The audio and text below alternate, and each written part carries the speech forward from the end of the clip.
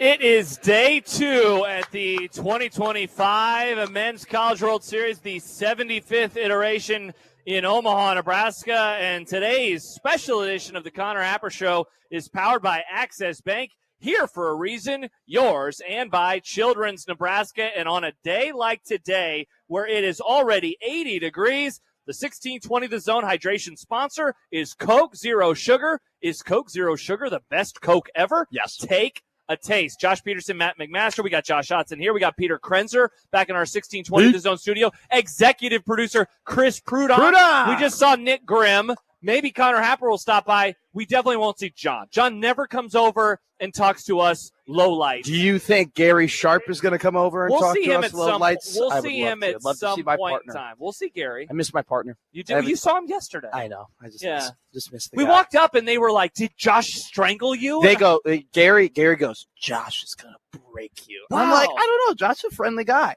Now it is day 2. It is day 2. We are going to be together for many hours yep. and many days. Yeah. And we are going to get to know each other. We are yeah. going to either be friends or foes or just like acquaintances. Well, it's just like, I've worked with Josh before. He's a nice guy. I'm happy that you said what you did, because this is day 2, and that means I get to ask another question of you today. Yesterday it was who has it worse, Cowboys fans or Bears fans? I love that question. Isn't it a great topic? I did, because I thought you were going to, and maybe I've underestimated your broadcasting abilities. Wow. Because I've only been doing it for over a decade. I thought you were going to be like, what do you like to eat? Wow. Or like, icebreaker questions you would hear at like the first day of college, right? Okay, I didn't think we would like get an actual, a real question. a real fun question. So I was very impressed. Today's is food related. Okay, I but love it is that. not what's your favorite food. Okay. So stay tuned for that. Ooh, because I like that. Famously, 1620 The Zone hosts are known for weird, strange, downright awful food takes. Sure. I dipped chicken in vinegar for years. I love apple cider vinegar. Me too. I actually take a shot regularly of apple cider vinegar. He fits right in. For gut health. It's good for your gut health. Big game feels in your tum-tums. I take a shot of vinegar. All right, perfect. Today's question, not vinegar related, but it is a topic that we have discussed many times on the station. So some people are probably racking their brain. What have they talked about? The real heads are going to know what I'm going to ask you about. Okay, real heads are going to know. So we'll do that on today's show. Also coming up on today's show, Colin Wilson of the Action Network. Special shout out to Michael Severe for sending him a DM on Thursday. And so Colin Wilson of the Action Network, he's going to stop by. He is currently making his way north right now. He's probably about an hour away from Omaha. He is an Arkansas fan, so we'll talk a little baseball today. He wrote an article earlier this week. He likes Murray State in Game 1, so we can talk about that. But also, I mean, look, we're 2.5 months. We're 10 weeks away from week 0 of college football, so we'll have to ask him a little college football. Farmageddon, I baby. know. How about that, man? I love the Ireland game. Yeah, me too. I think the Ireland game, Last year's was wild. The Florida State loss. It was. Georgia Tech looked great in that, too. Shout out Haynes King. Yeah. They almost beat Georgia at the end of the year. Isn't it kind of weird that it's like become a cool thing amongst college football fans that, hey, the first game of the year is played in Ireland? I love it. Like, it's just like a really like niche, like, hey, we're going to throw it out there, but everybody has embraced it. Like, hell yeah, the Aer Lingus Classic, You never know what's going to happen. A team might go up by 11 points and then kick it onside for some reason. I still, to this day, I have a list. I don't know if you know this about me. Yeah. I have a list of niche sport things I want in my man cave. So everybody wants, like, the Aaron Judge signed jersey or the Shohei Ohtani or the Steph Curry, the LeBron James. Yeah. I want the weird things. I want You want a Scott Frost autograph poster of him calling it Northwestern onside? helmet Yeah. that had the Irish flag. That is niche. Very niche. Yeah. I want that. Why? Okay? Because it's cool. I guess so. It's cool. I want a Jeremy Langford signed jersey. He was a third running back on the Chicago Bears for 4 years. People, when they walk in, would be like, oh, my God. Yeah. I haven't thought about that guy in 2 decades. Well, it's like what we talked about yesterday. If you have a Mike Brown jersey, we know that you're a real Bears fan. I would say the same thing about you if you had that kind of jersey hanging up in your basement. Here's another one. I have a list. I have an entire list. I want a Cam Taylor-Britt signed jersey. Why? Because it's just cool. It'd just be like a Bengals one or a Nebraska one? Either or. Okay. CTB. Okay. Just be like, people would walk in and be like, oh, Cam Taylor-Britt. What if you got a screenshot of the safety that he had against Illinois in 2021? He can sign that for you. With the punt? Oh, yeah. Remember that? You just threw the ball forward. That was my first Nebraska football what the hell moment. That was your first? Well, I got here in 2020. Yeah, and they had a lot of crap in 2020. But like that was COVID. You're just going to throw those out? I throw that year away. Okay, that year does not count for anything. Interesting. Okay, 2021. So 2021, you're like, here we go, real football. I was back. so ready. I was like, we are going to beat Illinois. Yeah. We're going to go we're going to start off the year great. We're going to have a good year. This could be a 9-3, 8-4, and then suddenly it was 30-8 on the scoreboard. I want a Jason Taylor white Dolphins jersey. Wow, that is very, very specific. I want a Oregon Stop Cancer football jersey. Okay. And an ND Ireland jersey. All right. Where they had the nice little Gaelic, yeah. You're a lot symbols. of Irish stuff that you're. Well, I'm Irish. I'm Matt McMaster. It makes sense. It does make sense. All right, cool. Well, there you go. That's what Matt wants in his man cave. I'm sorry. I like it. Tangent. Speaking of you, we'll also get a complaint from you today. Yeah. Yesterday, you complained about movies. Yes. It was that there's no original movies anymore. No. So we'll see what you got on the docket today. I got a good one today. Mention Colin Wilson. We'll talk a little bit about last night's games all over the map. We had NBA Finals Game 4. We had an absolute wild second game last night with just some of the most ridiculous plays from either side that you will ever see in a college baseball game. I said this last night. I think I've talked about it on the radio recently too. I love the College World Series because you have these teams that play well all year long. They're really buttoned up. They don't make mistakes. And then they get here, and the pressure of the moment and thousands of fans and like 1 million people watching on TV. And you have like what happened with Oregon State where their guy picks it up and throws it. It goes backwards, and he doesn't know. He's looking. He's like, where's the ball? And it's like, I see it on TV. It's behind you. It's like at your 4 o'clock, like 30 feet away. And he just doesn't realize that. And I love that. Or I'm just going to dive for this baseball for no reason. Can you imagine you were like by the catcher in the stands, and I can imagine you being it's like, right there. No, not right there. You going 4 o'clock, 4 o'clock. Yeah, yelling at him. He's like, I have what's. Wait. Do you think he knows? 9 is over here. Yeah, there's no way. 3, so 4. All right, here we go. No offense to Gen Z, but Gen Z don't know what 9 o'clock. I'm going to be honest. Question: does Gen Z know what 9 o'clock means? See, here's what we don't. Okay, yeah, because exactly. You don't even have a watch on. No, absolutely not. I was given instructions yesterday. Okay, the lady says, walk through that door and go to 1 o'clock. Oh, God. And you will find the bathroom. Yeah. I could not find the bathroom. Because you don't know what 1 o'clock is. literally go, all right, here's 12. Yep.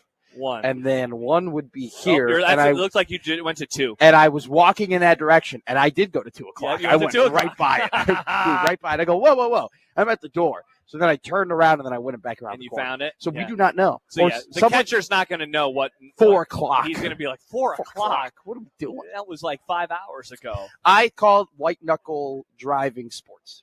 Yeah. That's what this is. Yeah. Like, you've been cruising all year. You've been good all year. Like, you've been having a good time. Easy peasy, lemon squeezy. Then you get here, and you just hold on to the wheel as hard as you possibly can because you're so nervous that you're going to lose this thing. And so it'll be interesting to see what happens later tonight when Arkansas and LSU play. It's going to be popping. And that game, I mean, we keep talking about it. We discussed it a little bit yesterday. The get-in price for this one is absolutely ridiculous and should be an amazing atmosphere. This is one, Matt, like, I meant to ask you this yesterday, and we just never got around to it.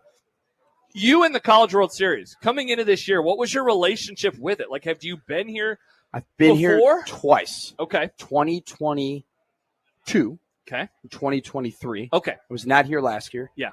The 2022 year, I went to an Auburn game. I forget who they played. Yeah. Auburn lost. Yeah. 2023, it was Wake Forest for Stanford.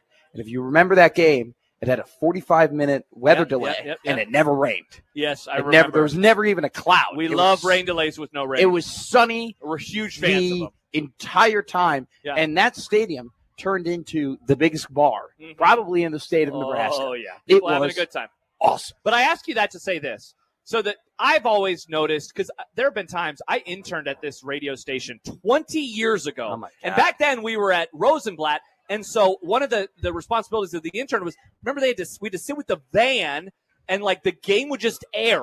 Okay. And then at like an hour later, then you could pack everything up and you could leave. And so my job was to just sit there and basically babysit the van. And so I remember it's the third or fourth inning. And the van had to be running the whole time. And you'd see people walk outside in the second or third inning and just leave. And that was the first time that I realized, wow, people just don't stay to the games the Yeah, entire time. no. Long wind-up to say, that game tonight is not going to be one of those types of games. No. It's not going to be packed the whole time. Bye, Chris. But it's going to be really, really full almost all game long, barring one of the teams running away with it. This could end up being one of the better early weekend, first weekend, non-championship series atmospheres that we have ever seen in this ballpark. I think in the very low experience of the College World Series that I had, 8 teams come here. Mm-hmm. But there's an expectation of like, hey, here are the 3 that are really going to be. Yeah, LSU is always one of those teams. Tonight we have 2 of them who are going to play in the very first game. And by the way, they're conference opponents. Yep. They're storied programs. Yep. There's even a Nebraska tie there is indeed. in there. Then on one top of them's of won that, a lot of natties, one has won none. These people love to party, okay? And not even – and then if you want to add another layer, 40 years LSU has been here 20 times. They have kind of become like the adopted team. They are Omaha's team. Of Omaha, but then you have Arkansas, who they're a wagon. All right, they're awesome. And they're playing the best. Go Hogs, baby. Go Hogs. They are playing they played the best baseball in the regionals. They played the best baseball in the super regionals. This is a game that it feels like it should be on next week on Monday. Exactly. And one team is going to go in the loser's bracket, and suddenly by Sunday morning, it's going to be like, oh, no. We're in a horrible spot right now. Yeah. Even though we're probably the second best team in this city. Yeah, it's incredible. Every now and then in sports, you'll have a matchup in like a conference championship game around, right, where it's like, winner of this is going to win the title. But sometimes they come a little bit early. A division round game in the NFL, a semifinal round in the NBA or NHL I think playoffs. It was what?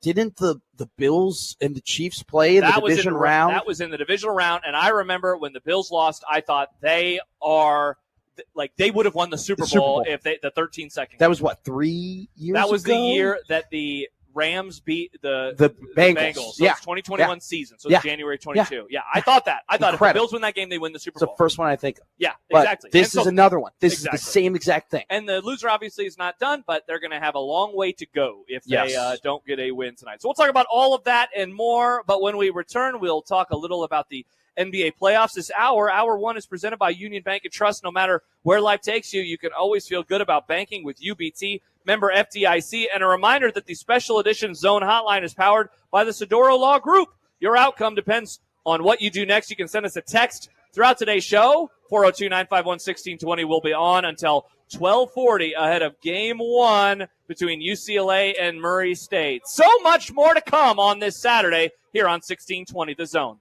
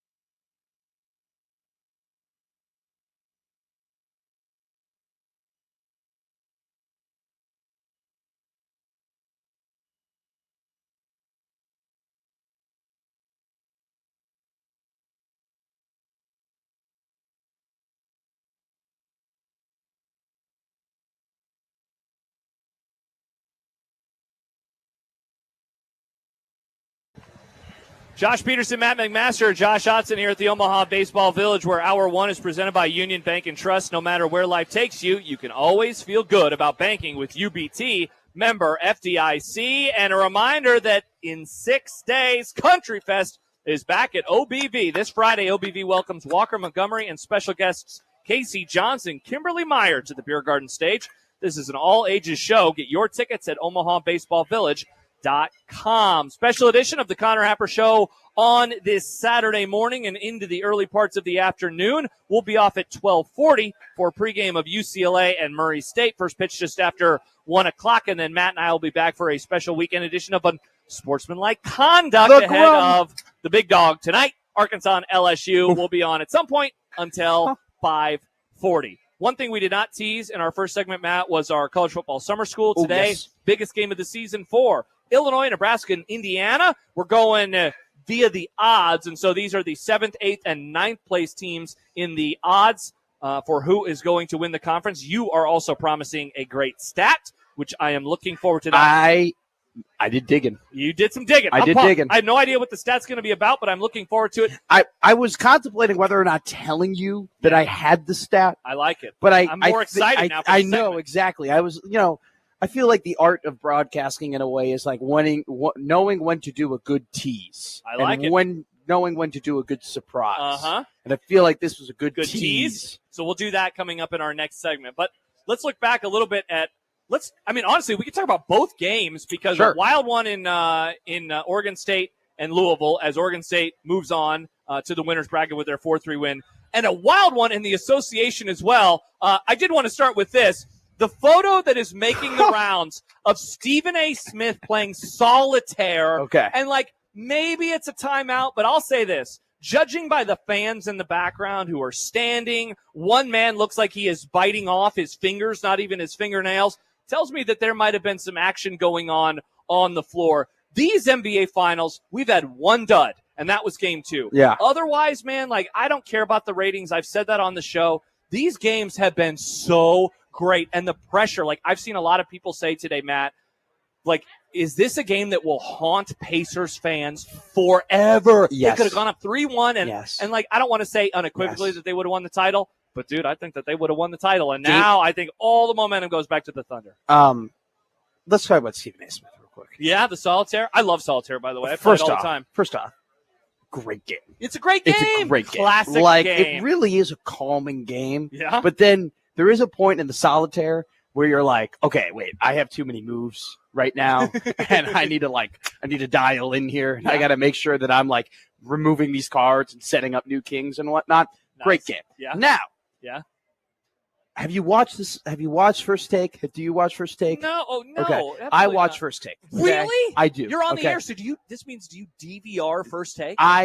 It'll be on. Sickos behavior. It'll be on the air. Yeah? It'll be on the air. While you're on the air. While I'm on the air, and I will look up and I will see some segments. And if there's ever a segment that interests me, I will then go back and watch it. Wow. Okay. So if you watch First Take, yeah. Okay, they're not talking about, hey, the too big lineup of OKC was -7. Of course not. Okay. Yeah. They're not going into that. They talk about the last 4 minutes of the game. Or if it's a blowout, they talk about, why it was a blowout and why this guy sucks and everything like that and why the next game doesn't matter and the series is over. Okay. Sure. So Stephen A. Smith, if that photo was taken the third quarter, right? Mm-hmm. I think he's like, I don't need to watch this game like that. They're just gonna spar. I'll wait until and the fourth do quarter. Basketball things, and then at some point we'll be like, all right, we're in a game, and this is what we're going to talk about on the A block of my show. That's a tough look. Okay, so from this guy's getting paid all this money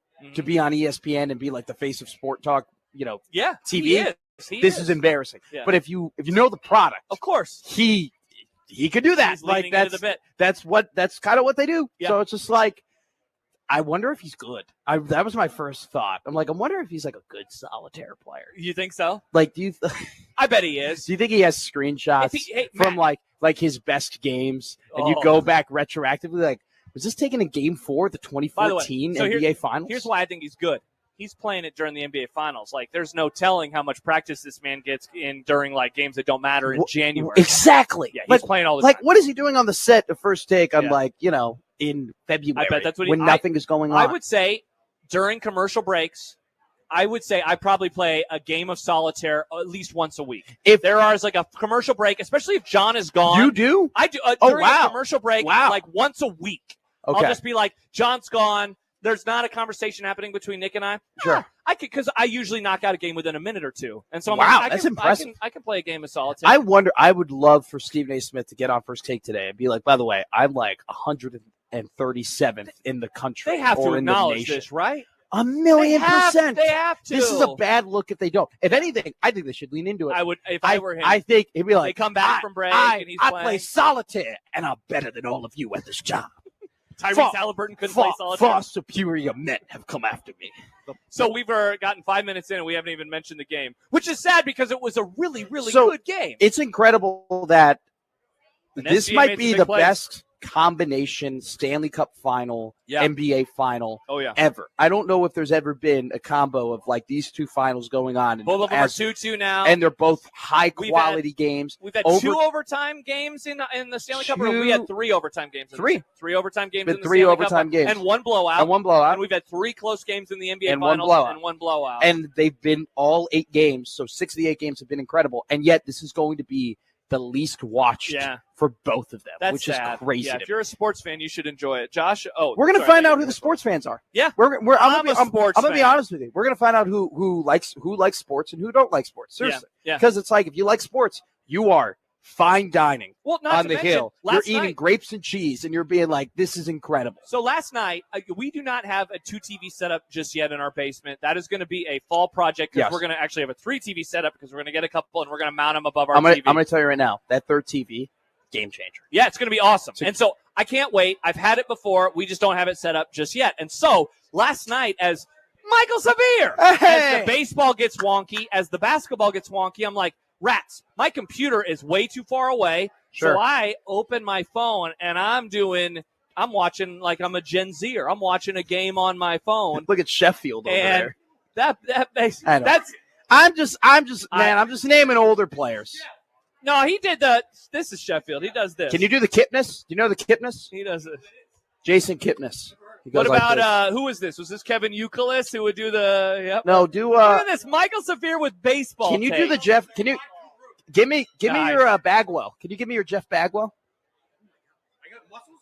Yeah, you got to get real. Get in a squat. You got to get in the squat right here. Wow. Give me a Biggio. You got a Biggio too? You got a Kevin Biggio? Everybody's a little nervous. Michael's helping us. Michael's helping us out today. He helped us book a guest. He is the executive producer of today's show. He's going to be a guest. He's going to come here. He's going to come on the show in a couple of minutes. Michael is? He's going to talk baseball. Oh, that's great. Yeah, of course he can. We can do that. Yeah, he loves Just baseball. stick around. You can come on the show. So, great games last night. I still can't believe all the things that happened over the course of like 45 minutes in the men's College World Series matchup. I became the third base coach at DJ's dugout watching this game. I was putting up the stop sign. I was like, come on, go. Yeah. Like, I was like, go two. I get so annoyed sometimes when the player is running and they keep looking. It's like, look at your coach. He'll tell you what to do. Because once the guy bobbled it in left field, it was, come home, baby. You're going to score. But he kept peeking back there, and then his hat's flopping in the wind. You know this in cross country. The worst thing to do is to look behind you when you're running. Only time I look behind myself when running is when in a race, is to make sure if I'm going to try to go around somebody that I don't have someone. But I'm never looking behind like, I got to make sure I beat this person. Just run. When you're running the base pass, don't think. Just run. Run, look, stop, go. Look at your coach. He is going to tell you to stop or he's going to tell you to go. And that time his coach told him to go, and he ended up scoring the game-winning run. I love that we're having animations over here. He's doing a great job. Well, we are talking, and then he is acting out what we are talking about. He's an amazing actor. We are here at the Omaha Baseball Village, and we are powered by Access Bank, here for a reason yours, and by Children's Nebraska. And 1620 The Zone is also powered by KRT Athletic Muscle Cream, providing increased performance to people who suffer from muscle fatigue and cramps, and by Cross Train Brewing, Nebraska fresh and always evolving. Josh Peterson and Matt McMaster will be here for another couple of hours on this special edition of the Connor Happer Show, College Football Summer School, when we return. Biggest / most important game of the season for the Fighting Illini, the Cornhuskers, and the Hoosiers. By the way, I was talking to an Indiana person this week. I found out about the NIL, and look at this. Dude, they're paying some money. Hell yeah. They're ready to go for football. Look at that jersey. More to come. That is a nice jersey, on 1620 The Zone.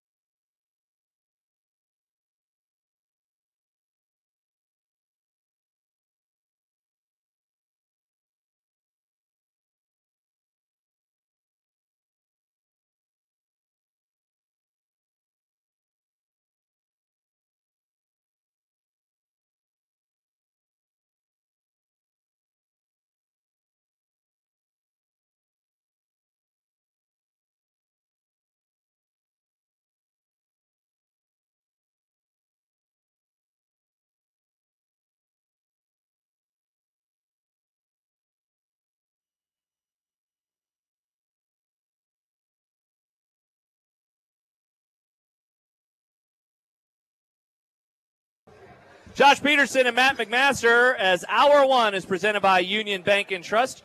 No matter where life takes you, you can always feel good about banking with UBT. Member FDIC. And a reminder to stop by the Zone booth inside of the Omaha Baseball Village and register to win ice cream for a year from Ted and Wally's. Ted Wally's official ice cream of 1620 The Zone, celebrating more than 35 years with over 3,000 flavors.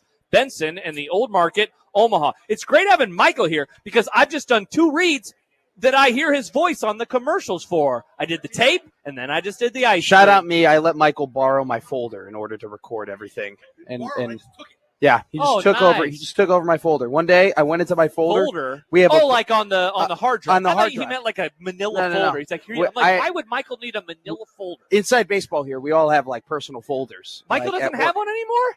Steve still has a folder on the server. He goes ahead and he just goes, yeah. I like opened up my folder one day and there were all these ads for the CWS. And I was asking around. I'm like, why the hell are there CWS ads in my folder? Like, Michael, it makes sense to me. Well, I was like, this is a problem because somebody's going to be looking for these ads that are important. They'll be in my folder. They'll be like, Matt, why'd you do that? Why are they in your folder? It's the new guy's fault. And then I get a text from you 2 days later from Michael, and he goes, hey, I put CWS stuff. That's his voice impression of you, Michael. In your phone. It's me, Michael. It's there. Yeah. That's my impression for everybody. Like when anybody talks So to me, you did have a Stephen A voice. Well, yeah, because he's distinct. Yeah, he very much is. It's an absolutely incredulous act. 4 superior men have come after me. I can't believe he said that about literally like the next superstar in the NBA. He's like, 4 better men. So we are rolling on. We're doing this on a daily basis. College football summer school. Most important game for every team in the Big Ten Conference. We did 6 teams yesterday, including the top of the league. We have now arrived at the middle part of the conference. Yes. We're going to go with Illinois, Nebraska, and Indiana on this show. We'll do teams 10 through 12 in our in-between show a little bit. Do you want to give me your stat now, or do you want to save it for the end, or save it for one of the teams? We're going to save it for one of the teams. So when we get to the team, okay, I will give you the stat. So does the team that has the stat, is it Illinois? No. Because that's how we are going to start. Illinois, Fighting Illini, we were talking about with Michael during the break. This is a team that people love. I don't even want to say, Matt, that it's like the college football hipsters. They are a very public, pick them for the playoff. Yeah. You know, because they had a good year last year. They end the season with a bowl win. They finished 10-3. But look, when they played the best teams in the conference, they got rocked. Well, Penn State dominated them. Yeah. Oregon dominated them. 1,000,000%. So, like, that's where I kind of am viewing them through that lens of like, all right, are they really going to take a step? They have a non-conference road game at Duke. They have Indiana, which we're also going to talk about in this segment, also in September. They have USC in September. They have Ohio State. They're at Washington. They're at Wisconsin late in the year. So it's a tough schedule. Where did you go for the most important game for Illinois? So I was thinking about you last night. Oh, and I was thinking about this segment. And I was like, if I were to, Michael, you're the worst. It's a good thing we don't have the 360 cam set up anymore. You're the worst. I'm putting everybody in buckets, right? So it's like the good bucket is you just have like making the college football playoff. Sure. And then the medium bucket is like keeping your job, saving your job as a head coach. And then the third bucket is, all right, like let's just get a win to get momentum so we could win more games and people expect us to win. Sure. I put Illinois in the college football playoff bucket, okay? Yeah. Because this is a team with the production that they are returning, looks at themselves, and with a really good head coach, is a team that can make the college football playoff. And so they play, like you said, they play Ohio State this season. They play USC this season. But for me, 10-2 gets them in. And so I think the swing game in this would be Indiana. I think if they can beat Indiana, I think if they can beat a team that is really high up on this list, that a lot of people like, it could really solidify and maybe even carry their resume into the college football playoff. I think it's early enough in the season, too. Very early. They're going to be September 20th. Relatively healthy, where they're going to have, you're going to think that hopefully they'll have most of their guys up to that point because they haven't been through the grind of the year. I think it's going to be a really good litmus test to see, are they going to be that CFP darling that people think they're going to be, or are they going to take a big step back, like maybe you and some other in the minority think is going to happen? By the way, playoff odds for them, according to FanDuel, they are plus 540 to make it to the college football playoff. So we're talking about a 5-1 type team. Yeah, because they're not going to. That's an interesting number. Like you kind of want to taste at it because you feel like there's nice value there? I don't know. I don't think there's value there. I like a value play. Like I think they're over under at 7.5. I think that's value. I think you can find value there. But not so much. I think 540 is an appropriate line. I think you give them a 20% chance essentially, right? They're 5-1. Yeah, and so that's why, because I viewed them through the same lens, by the way. Yeah. And we're still kind of in that group of teams that I viewed through that lens. And so I just went 1 week later, and I went with USC. Yeah. Because I think Indiana, I don't want to chalk that up as a for sure L right now, but I would lean Hoosiers today. Sure. I would lean Hoosiers. I would totally lean Hoosiers today. So what I think then is, okay, USC in Champaign, USC cross-country flight. If you lose to Indiana, God, you don't want to drop 2 in a row, because if they suddenly drop 2 in a row, I'd say that they're pretty much toast by that moment. If you've been following the Illinois football pretty closely, it seems like every year they have like one weird home game against a team they should beat, and they end up losing that game, or that game becomes really, really close. They lost that game last year to Minnesota. Yep. They nearly lost to Purdue. They had to go all the way into overtime to beat Purdue last year. Kansas was a close game. Yeah. If you go, I think it was the first year they went 8-4, 9-3 with Bielema. They lost to Michigan State at home that year, which was like a really weird loss. So I think for Illinois, just in general, win your home games. Just beat the teams you're supposed to beat. Like last year, no shame in losing to Penn State and Oregon on the road. That Shame in losing to Minnesota, because that was the second straight loss. And what if they win that game? They're in the playoff. They're in the playoff conversation at the very least. They're close. They're very much in the conversation at the very least. They got bullied by Minnesota. They did. That wasn't just like they lost that game. Darius Taylor put his shoulder into the chest of that entire defense. So should we save Nebraska, or do we just keep going in the order of the odds? Let's just keep going in the order. All right. So Nebraska's up next. They have the 8th best odds to win the Big Ten Conference, to make the playoff. If you are viewing them through that lens, yes, they are plus 680, so an even longer shot than Illinois. And look, I decided to write 2 games down, Matt, and that's because this is a team that we cover. And so I wanted to view it through 2 lenses. One, Cincinnati early, but only through this lens.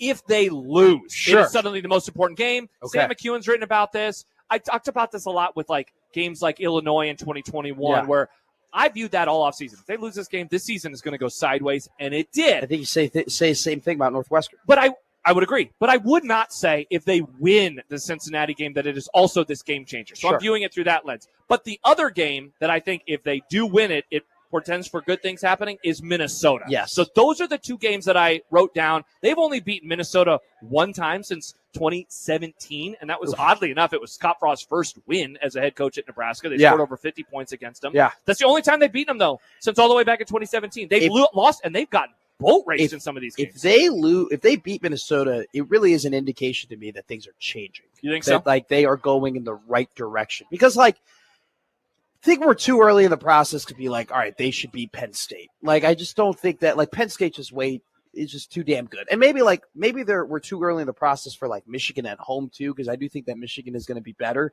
But I think these games where you're pretty even, you're a 50-50, you're a toss-up, where you're pretty evenly matched, and you end up winning those games, because those are the games that they've lost in the past. All right. So they're – Can I say real quick? Go ahead.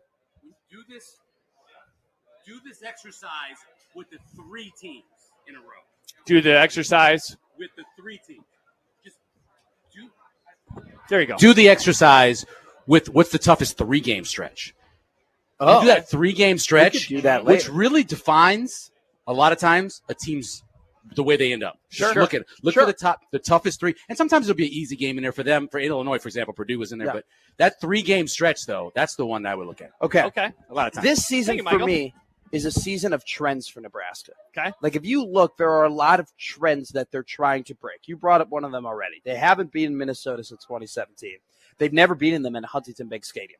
Nebraska hasn't beaten Michigan since 2013, and they've actually only beaten them in Memorial Stadium once. Okay. They haven't beaten a ranked team since 2016. They've only beaten Iowa since 2013, and Matt Rule has never beaten them. But that is not the longest trend that they are trying to break. Okay. The last time Nebraska beat a Power 4 team to begin the season was in 2004. Yeah. They won 17-7 against Oklahoma State. That was the Barrett Ruud 2003. 2003. The fumble recovery game. Yep. Okay. So it has been 22 years since they played a Power 4 team to begin the year and ended up winning the season. I kind of disagree with you about Cincinnati. I think it is a man, if you lose this game, like, what the hell are we doing? Yeah, but you also think it from the winning perspective. They got to win this. Okay. They got to win this. Of course they do. They have to win this. No, I guess the way that I'm thinking about it is we give them a lot of bad credit. Like it's a huge part of the grade if they lose. But if they win, I don't think people are going to be like, oh, sweet, the season is off to the races. It's just going to be you should have won. You're a 6.5 point favorite. They got to win this game. They got to win this game. They have to show that they take it a jump. Splitting hair semantics, but I say they just can't lose it. Sure. I think they have to It's just win kind of the, they have to win it. They have Yeah. to win this game. You're in Arrowhead. You have all these people coming down to Kansas City. You have a lot of people spending money. You got an entire it's going to be a home game. It's going to be a home game in one of the loudest stadiums. And we'll be there. Not in the NFL, in the country. Okay. You have the 5-star quarterback who's destined to take the jump. You've hired the offensive coordinator. You hired the special teams coordinator. You've gotten every single guy that maybe you could have possibly wanted in the transfer portal. You're now in year 3, Matt Rule, where it's like almost every guy in this program, he has picked to be in this program, and he has had some sort of hand in developing them. If you're going to show me that there is progress, you have to win this game. And so for this year, and when you're going to take the jump, you have to start it off hot. Give me the Bearcats plus the point. Oh, bye, Michael. See you soon. All right, one more team, and then we'll wrap up this segment. Indiana, what an interesting team. Playoff odds, plus 630. Yeah. I was viewing this through the lens of them still being a playoff contender. Are you? Okay. Yeah. Okay. Oh, yeah. So we agree on that. I started with the last one first, so you can go with this one first. Let me give you some interesting parts of their schedule. We've already mentioned the Illinois-Indiana game. How about this? Michael just said, do this through the lens of 3-game stretches. All right, I'll give you one. This is end of September into the early part of October. Illinois at home, at Iowa, bye week, at Oregon. Yeah. Woo! Yeah. Spicy. Late in the season, early November, at Maryland, at Penn State, Wisconsin, back-to-back with no off weeks. 2 of those games, as I mentioned, on the road. Lots of games to choose from for the Hoosiers. Where did you go? I love this team. I'm going to bet this team to make the college football playoff. I'm going to bet this team to win over, I believe they're over-under this year, 7.5. I'm going to bet them to do that. I think this team is returning. Elijah Surratt is one of the best wide receivers in the Big Ten. 8.5, by the way. 8.5. Still take over. Okay. I still think they're going to win 9 games. Okay, so you like them. I love him. Fernando Mendoza is a hell of a quarterback. Cal transfer, had a great year, super accurate. I think it's the Illinois game. Like, they are going to lose to Oregon, and they're going to lose to Penn State. Yes. Okay? So we're giving them 2 losses. We're giving them 2 losses. So now you have to basically win out. You got to So win out. And game? so what is the next best team you play?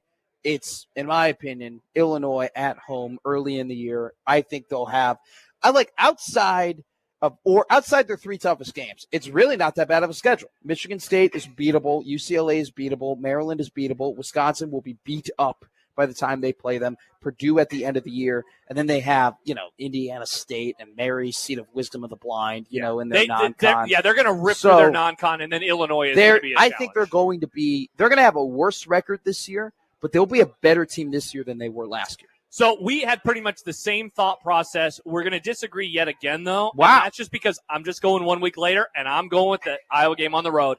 Because I as we talked about with Illinois, I'm going to give Indiana, I'm going to lean on them slightly. I like that. I look at that because I'm with you. Oregon, Penn State, I'm chalking it as else. And it's unfair to be like, Indiana's bad because they lose those games, but they're just every team loses those games. Correct. Every team is going to lose to Oregon in Eugene. Every team is going to lose to Penn State in Penn Happy State. Valley. That is going to happen. But at Iowa, this is a game that I think you view the Hoosiers and say, all right, last year was awesome. Have you grown? Have you continued to become a better program?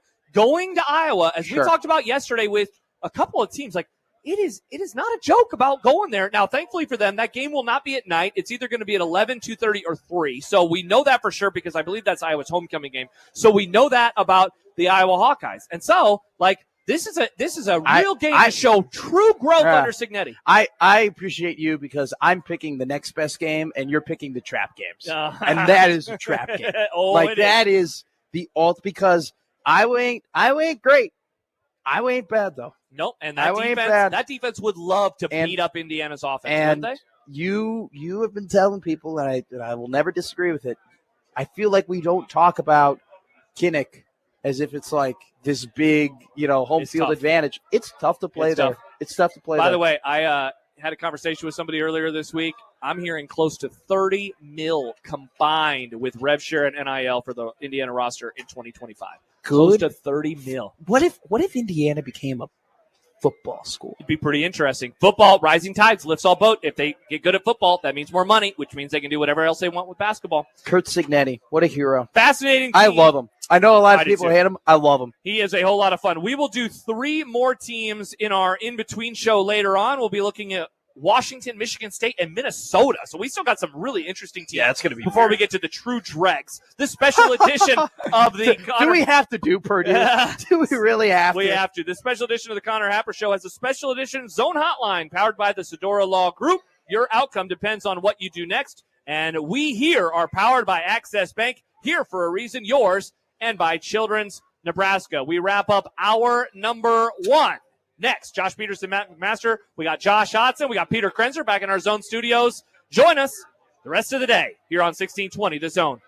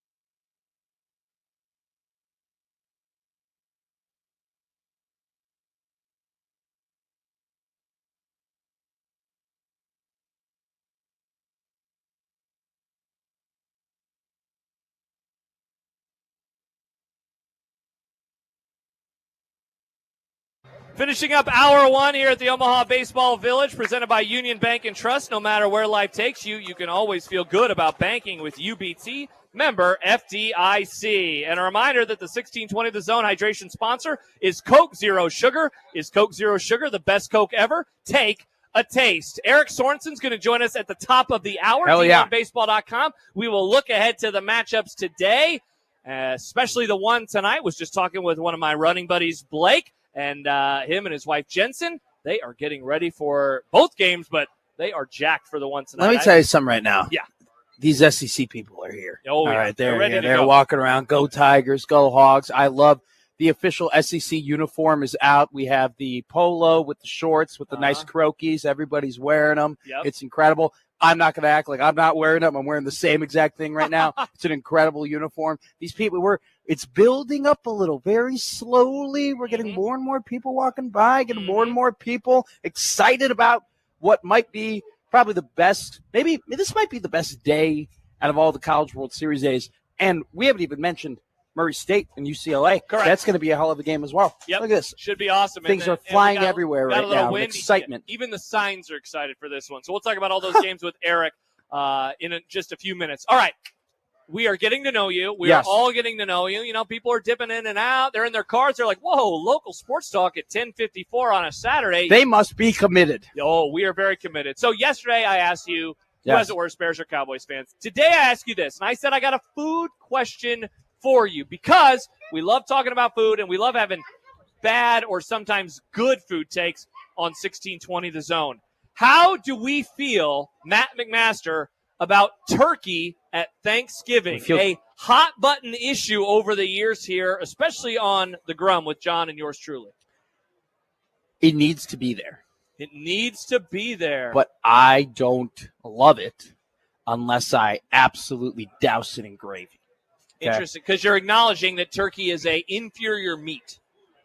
Parts of the turkey Parts are of the inferior. turkey are If inferior. you go, let's just make this clear. If you go dark meat, you're never going to go wrong with dark meat. Dark meat is always going to taste good. You have a leg, right? You have a thigh. Yeah. You know, you have a drumstick. You're going to enjoy the piece of meat that you're eating. Yeah. Turkey, though, the white meat is incredibly dry. Okay, the breast is dry. The wings are dry.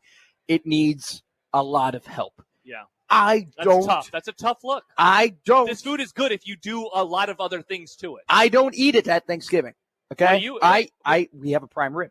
So you're saying, then you don't want it then. No, you You're need to have it. So you just want it there for decoration. Yes, 1,000,000%. That's It is ridiculous. a Thanksgiving tradition. That's you the dumbest need to crap I've have. ever heard. No, you need because some people do like the turkey. Yeah. Okay, Yeah. some people do enjoy having turkey at Thanksgiving and pouring gravy. Prime rib, and then you're like, but I'll take the turkey instead. I love my prime rib. My dad does it better than anybody else. He's got the compound butter, then he bastes it, he puts it in the oven. He makes one half of the prime rib for the Cubans who don't like any red. He makes the other half of the prime rib for the Irish who love it mooing, basically, when it comes out of the oven. Yeah. All right, he's a master at it. He's been doing it for 20 years. I have the prime rib. But it's Thanksgiving. You need turkey. Wow. You need to have turkey at So Thanksgiving. an acknowledgement that it is a tradition, but Yes. But why would you eat it? It's kind of what you're saying. But I don't have Looks good on the table, but who if needs you it? put it on my plate, as long as I had some really good brown gravy that I could pour on top of it and use it as a vessel, right? I will eat it. Now, I prefer our Christmas dinners, Which is? because I make them. We do a prime rib again, but then we get two very nice. You know what a K-palm chicken is? It's like a very nicely bred chicken, specifically like to eat. We get As opposed to the chicken you don't eat? well, like they're like these are the highest quality I see. chickens. Okay, so like okay. these are like the tastiest ones. Yeah. And so I make those. I put a compound butter. I loosen up the skin in the chicken, and then I put the compound butter in between the skin and the breast. You want to make sure you get your rosemary, your garlic, your thyme. I love cooking. I love cooking. It is. I wish I did. It is something that I was taught how to do it from my abuela, and I've carried it ever since. So I prefer my Christmas dinners, but you have to have. Look, I'm acknowledging tradition is peer pressure from like dead people sometimes. Yeah. But it is a tradition, and you need to have the turkey on the table at Thanksgiving, and some people do like it. The other tradition, talking to Eric Sorensen of D1 Baseball. We do it each and every summer, and we talk about the Men's College World Series. We will do that when we return. We are powered by Access Bank, here for a reason yours, and by Children's Nebraska. 1620 The Zone is powered by KRT Athletic Muscle Cream, providing increased performance to people who suffer from muscle fatigue and cramps, and by Cross Strain Brewing, Nebraska Fresh and always evolving. Hour 2 from the Omaha Baseball Village kicks off next with Eric Sorensen of D1 Baseball right here on 1620 The Zone.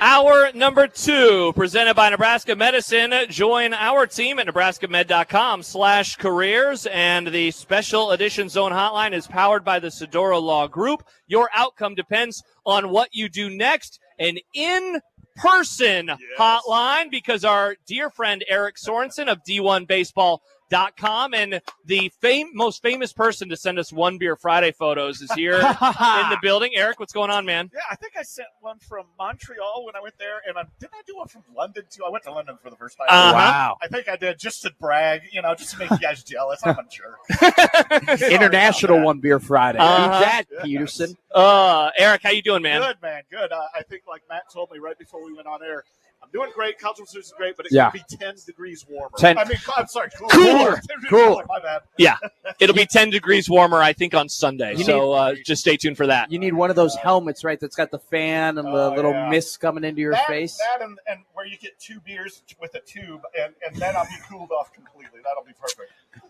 We have talked so much about this field, Eric, and how different it is compared to the one that we saw last year with 2 conferences, and this year, what do we have? We have 5 leagues, and then we have an independent, right? So much different. What have you seen in terms of the atmosphere because of that? What schools are and aren't here? Yeah, well, you don't get as much obnoxious cheering like you get at when all the SEC and ACC teams are here. Yeah. But no, to be honest though, this is the part of Omaha, like, because growing up as a kid, I just loved the diversity of, like, teams from Maine to Hawaii.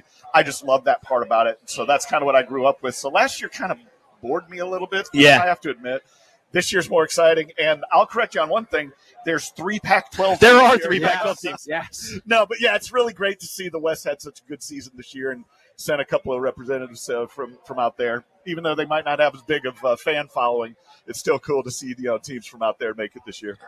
Ed Service retired this year. Love Ed. And an incredible legacy that he left to Creighton, and he's walking off the field of Arkansas, and Dave Van Horn comes up to him, and it gets caught that he says, "I'm not too far behind you." Yeah. Dave Van Horn has been a staple of college baseball for nearly 3 decades now, and it seems like we are closer to the end than we are at the beginning. And he, in my opinion, and a lot of people's opinion, and I'm sure we'll get your opinion at some point, has the best team in the field currently. Yeah. What would that story be if he were able to win this College World Series and then ride off into the sunset? Yeah, that would be – oh, yeah, that's true. I guess he could. But, no, it would be good. I think all Nebraskans kind of owe a debt of gratitude to Coach Van Horn just because he got the program on the map. And, of course, he took off. We're angry about that. But,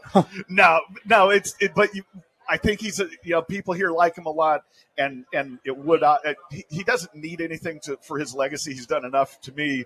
I'm sure the Arkansas fans would maybe disagree, but they'd really want to tie him. You think? No, but it would be good to see him win one. And I think it was funny in 2018 when they had that drop pop fly to Oregon State, and Oregon State rallied and came back to win the whole 9 yards.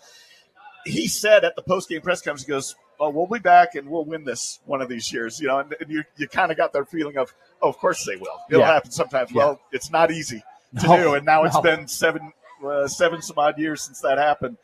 But yeah, I wouldn't be against Van Horn winning a title, but again, I think his legacy is already cemented to me as a college baseball writer. It's still cemented. Eric Sorensen, D1 Baseball, joining us here at the Omaha Baseball Village. Let's look back at day one, and in particular, Eric, that the game last night. We talked about it a little earlier in the show. This event is always so interesting because you have these teams, and you see them all year long, that play such good and clean, mostly baseball, right? And then this moment and this stadium, and knowing that there are how many people watching on TV, and you just wonder, where will those mistakes show?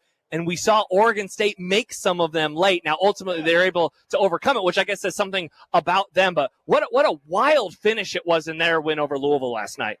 And you see Ava Arquette possibly going to be like a top 5 pick in the draft coming up this summer. You see him make a flub that bad, and he's just been so solid all year long. I don't know, this might not be right, but I thought I heard him say that he's only had 4 or 5 errors all season. Ooh. And he had the big one last night that really hurt them. But, then again, he scored the game-winning run. So, this kind of atmosphere, you can't emulate it. I know the people in the SEC think they can with their huge crowds. You still can't emulate it. You're one of the last 8 teams here, and it's a bigger stage. And when those things happen, man, it's such a drag because you do like seeing good, clean baseball. But those things happen all the time to the best of players, and that just becomes part and parcel of being in this tournament. Let's talk about the darling. The Murray State Racers, they play their game today against UCLA. Yeah. What have you seen from this team from the regional to the super regional to now? And can they do it? Can they pull off the impossible? Can they pull a Fresno State, Eric? Oh, that would be interesting. But I'll tell you this much, Matt. I'll be brutally honest with you, Sure. I really don't know much about Murray State. Okay. I didn't get to see much of them because I was at the UCLA at the Los Angeles Regional and Super Regional. Sure. I did see the end of them beating Duke. But any team that can go into Ole Miss, talk about playing in front of big crowds. Any team that's a mid-major from the Missouri Valley can go into Ole Miss and beat them twice on their field, and beat Georgia Tech, a team that had their coach retiring after 30 years. Yeah. You gotta give them a puncher's chance against anybody. Okay, really. So let's talk about the team then they're playing. You were at that regional, and UCLA. I mean, a little kind of overlooked in this field, in my opinion, right? We're talking a lot about Arkansas. We're talking a lot about LSU. We've even talked plenty about Oregon State, right? Yeah. Now they're a team where they had a good year in the Big Ten. They made it all the way to the championship game, and maybe we talk about them a little differently if they win the Big Ten championship. What seeing what you've seen, what's your outlook? This is going to be kind of interesting, Matt, because you're just talking about playing clean baseball, and UCLA played really clean baseball against UT San Antonio last week. Yeah, I think they had 2 walks in their 4 games, and one of them was just kind of a throwaway walk in the 9th inning of the last game. But this is a team that really plays clean baseball. I think they have the best defensive fielding percentage of the field here. I'm interested to see how they react being here, because they're obviously UCLA is not a big home crowd type of team, but they did say, this is one thing that I thought was interesting. Coach John Savage said that when they were here 3 weeks ago, they got the lay of the land. They know how the field plays. They know how the mound is. He said that's not going to be a huge advantage for us or anything, but it does give us a little bit of an edge. It gives us, we're familiar with it. There'll be bigger crowds this week coming here. But so UCLA is an interesting team. The way they pitch in the regionals and the super regionals, and the way they play defense really all year, but especially here in the postseason. Be interesting to see if they have any hiccups, or if they have, if they get a little freaked out or something. Sure. I'm sure there'll kind of be bumpy moments for both these teams, Murray State and UCLA. Eric Sorensen, D1 Baseball, joining us. We talked about Arkansas a few minutes ago, Eric. I wanted to ask you about the game tonight because, you look at some of the get-in prices, and it's pretty ridiculous. And, this has always been an event that's interesting. If you're outside of the ballpark, during like the 3rd or 4th inning, you'll notice people kind of moseying their way on out. Given how much people are spending tonight, I don't think that we're going to see that happening. Like, when you look at this matchup between these two teams, you don't want to say that, like, this is going to decide who wins the College World Series. It's day 2, but gosh, like, it seems like there is so much at stake in this game. Yeah, I think the bigger part is LSU has those 2 frontline guys, Ianson and Cade Anderson, and those, like, if they keep those guys, if they get wins out of those 2 guys, obviously they're going to have a huge advantage. LSU showed that in the regionals and super regionals that they get into the bullpen, they can be a little choppy. Yeah. And I think that's what's Arkansas's big thing to do tonight, is trying to get Cade Anderson off the bump and get into their bullpen. But both of these teams have great pitching. I think Arkansas is a little deeper. If they lose, they probably have a better chance of coming out of losers bracket than if LSU loses. That's my opinion on it. So LSU kind of more important for them to win game 1. Obviously, it's important for either team, but just kind of the way their pitching lines up, it'd be a little bit better for them as far as depth-wise for them to take game 1. But this is a huge game 1. It feels bigger than most of them, I guess. Because they're 2 great teams, probably the 2 favorites, coming into the College World Series and their conference mates. Mm-hmm. You want to make a pick? No. No. It's so difficult to say what's going to happen because, just like we saw last night, games can turn on a dime or turn on an error, especially. Sure.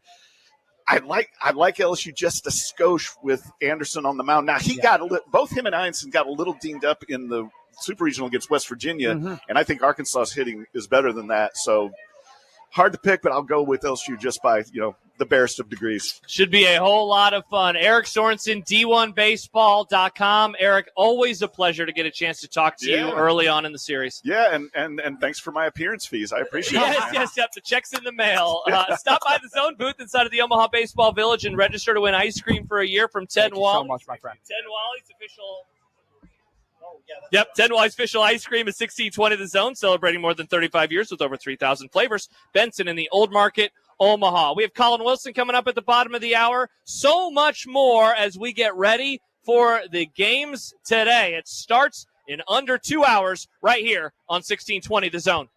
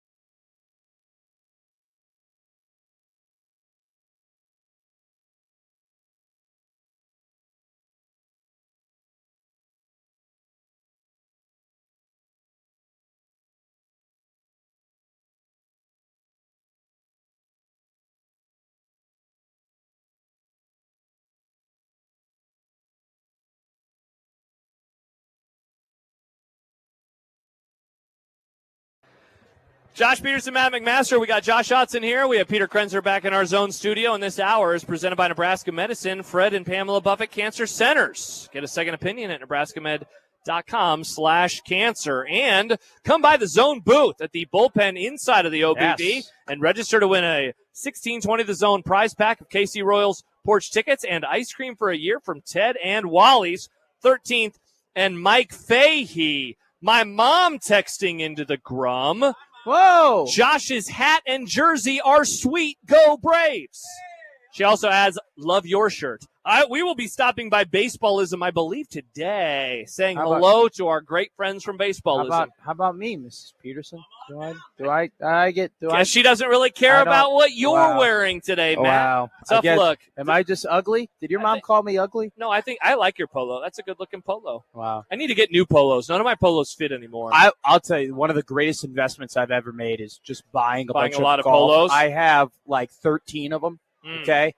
And it's just so nice for golf, or so nice for like nicer events. She says very nice polo. There you go. It is expensive, but I have made the investment. Like there are just things in life, like when you grow up, like I'm going to invest in this.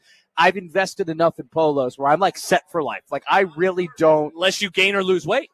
I'm going to try my best not to. Just stay at the weight that you're at forever? I've actually lost weight since I've started working more in broadcasting, which is the inverse of what normally happens. Yeah, I know. What do you chalk that up to? Thinking.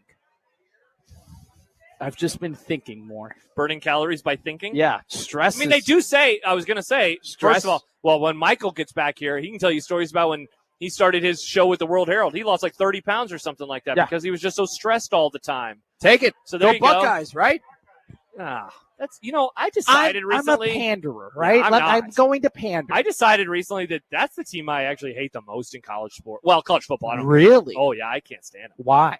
They just annoy me. Okay. I think that's a perfect excuse. I'm a Michigan guy. Go blue. I kind of that I'm gonna push. You're gonna push back a little bit. Yeah, no, I'm gonna disagree a little bit.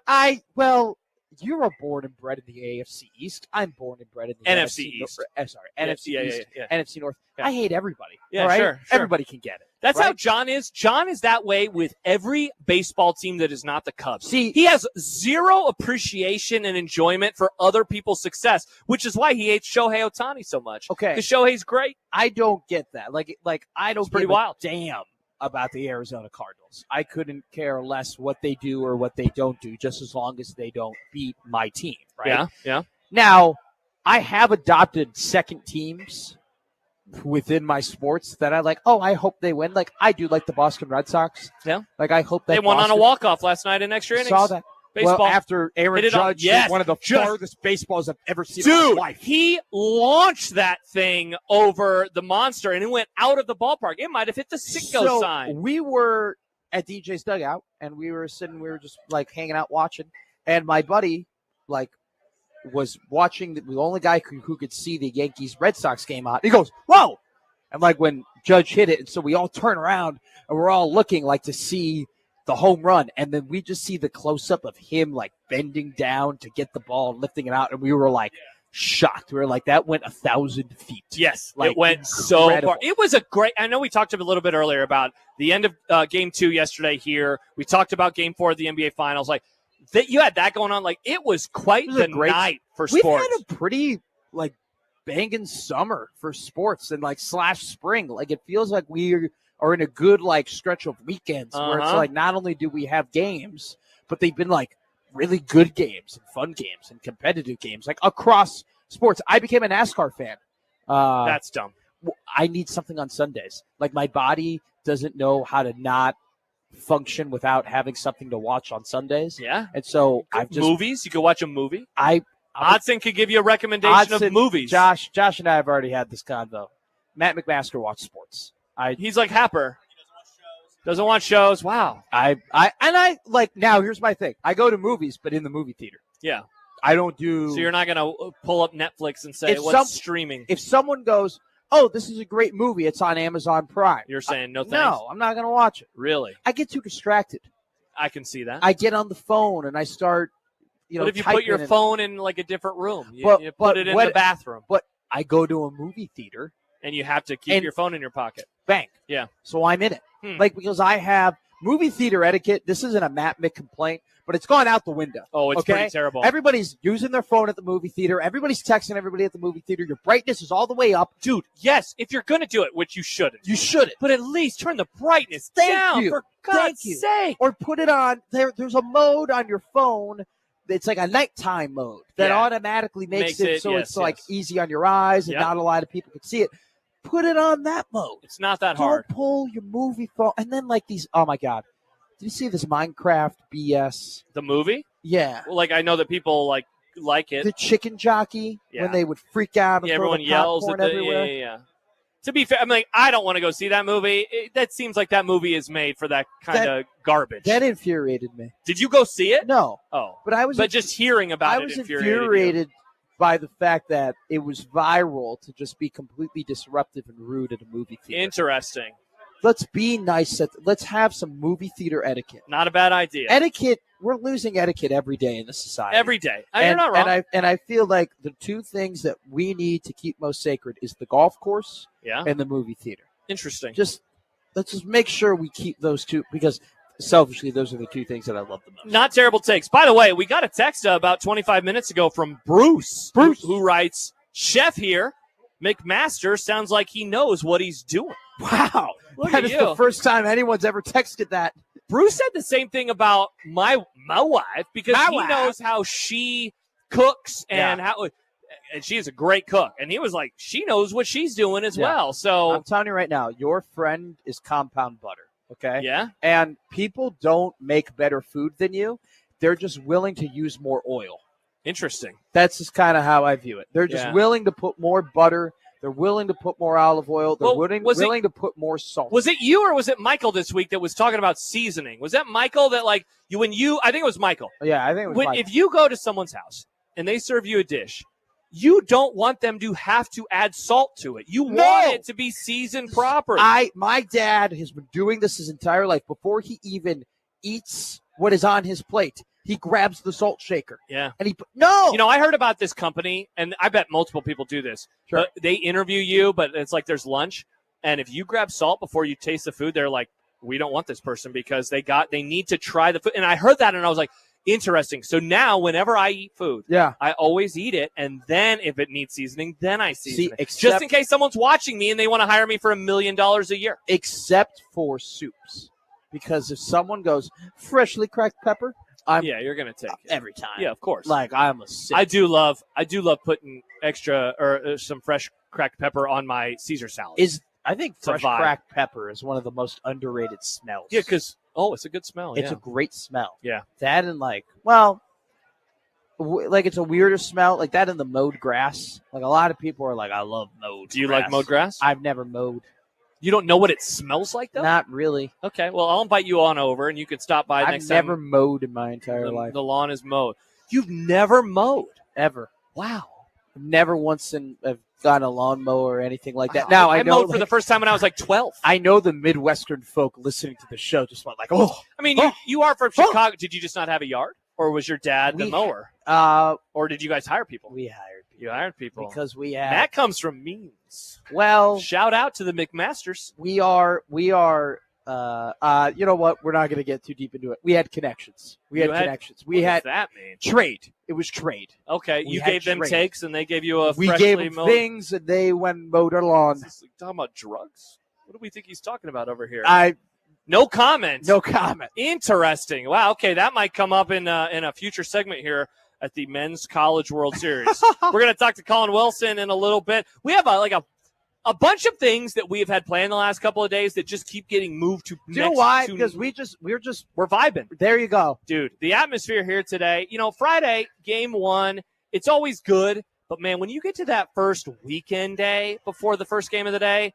You see the uptick in traffic, and there has been an uptick in traffic here at the Omaha Baseball Village. I just love how calm some of these people are. Like the traffic is here, but there is kind of it's the calm before the storm. People are getting like, look at that young man right there. He's eating his yogurt or his ice cream, right? Yeah. He's getting his breakfast. I've seen some people walk around with sandwiches. They're getting themselves ready because they know in about a couple of hours this place is going to be rocking, and you need to put yourself in the best position to succeed. Yeah, Odson will have the weather report later on and the traffic report. It's basically just lots of sunscreen and prepare for traffic. What do you think the BAC level is going to be in that stadium on average? The Arkansas LSU game. I'd say high. We're gonna for people who are drinking, we're talking about a 0.09. Yeah. So let's make sure we all have drives Ubers home. and Lyfts are your best friends, or people. even a DD. Yes, all of those things. Or a good friend. A really good friend. Maybe Matt will be a really good friend. Hell no, I won't. No, he will not. So we got that coming up throughout the rest of the show as we get ready for this matchup between UCLA and Murray State. Fun conversation we had with Eric Sorensen a little bit earlier in the hour. We'll talk a little bit more about that as we roll on. And then, of course, Arkansas and LSU tonight. 1620 The Zone, powered by KRT Athletic Muscle Cream, providing increased performance to people who suffer from muscle fatigue and cramps, and by Cross-Train Brewing, Nebraska Fresh and always evolving. Colin Wilson will join us soon. We're going to be off the air in about an hour and 10 minutes ahead of pregame for UCLA and Murray State. More to come here on 1620 The Zone.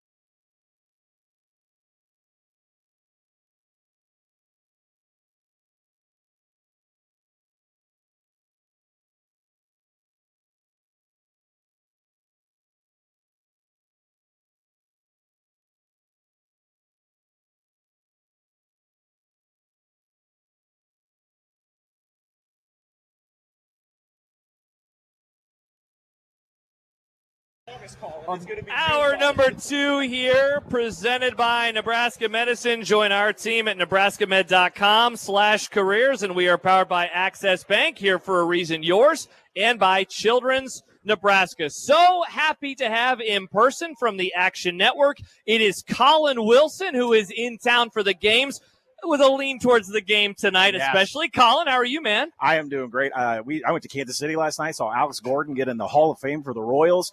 Sadly, I took my son, this is Father's Day weekend. He gets to see Jack Kaggs, who was just amazing here last year. And I think Kaggs went 0 for 3, 0 for 4. Bobby Witt 0 for 4, so my son didn't get any offense whatsoever. The Royals are playing some tough ball right now. They need an outfielder. They need a stick in the outfield pretty bad. Yeah. Well, they thought Caglione was going to be that guy. But, I mean, it kind of reminds me a little bit of 2016 with Chris Bryant when the Cubs were, or 2015, when they brought up Chris Bryant in 15. Yeah. They thought he'd be the savior, right, to turn the season around. It took him a little bit before he got to the MVP form. Yeah, well, we live in Fayetteville, and so it's different for Kaggs when you're playing Double-A Northwest Arkansas Naturals baseball. Oh, sure. And then you get called up to the show, and he doesn't have his first home run yet, but he ripped some last night. I mean, he's putting barrels on the ball, so he'll be there. The problem is he has to switch positions with Vinny Pasquantino, right? Yeah. And so if Vinny is not going to be able to produce more than 20 home runs, where are you going to put Jack? Absolutely. Right? So there's a problem. There's a law. They need to, in my opinion, trade Vinny, go get an outfielder and let Jack play first base. So Sure. I don't want to bear the lead here. You got the Arkansas hat. You got the Arkansas polo. Your son, you told me he's a freshman here at Arkansas. Nice. Go Hogs. LSU Arkansas tonight. How excited are you guys for the game, and what's your expectations? I am on pins and needles every time I come to Omaha for the Hogs. He was way too young for Oregon State in 2018, but he knows that there was 2 strikes, 2 outs, and 1 strike away from the national championship. Unreal. And I think I've said this in a couple of other places. One of these fan bases can go to the losers bracket and win out, and that's LSU. Arkansas, our entire fan base, including Dave Van Horn crying, we are wound up like a clock. and if we get into the losers bracket, it is emotional city dumpster fire time. So just we cannot lose this game. And plus, apparently Cade Anderson's pitching. I don't believe that until they turn in the lineup cards, because I would pitch Anthony Ianson.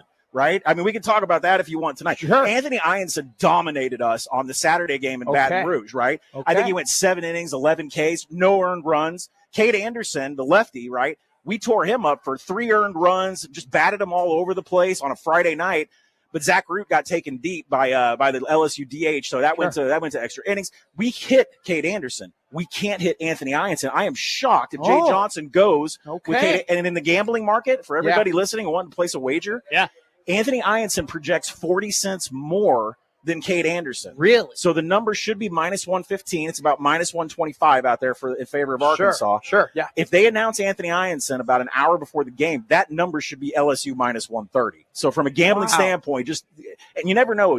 These managers in college baseball, the hardest part about college baseball, you never know who's starting the game. They could flip it at any time.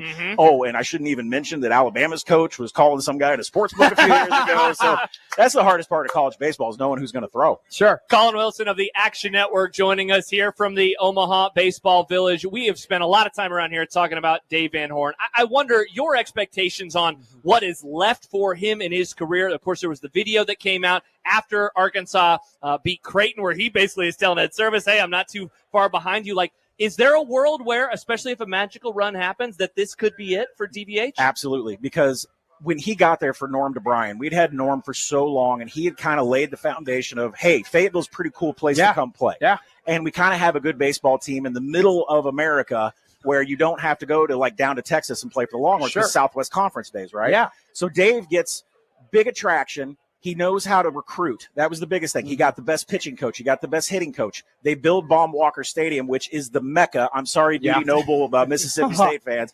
Baum-Walker is the mecca of everything. We have this irrational fan base that expects way too much, that is hot for this team, could care less about our football team, loves this baseball team.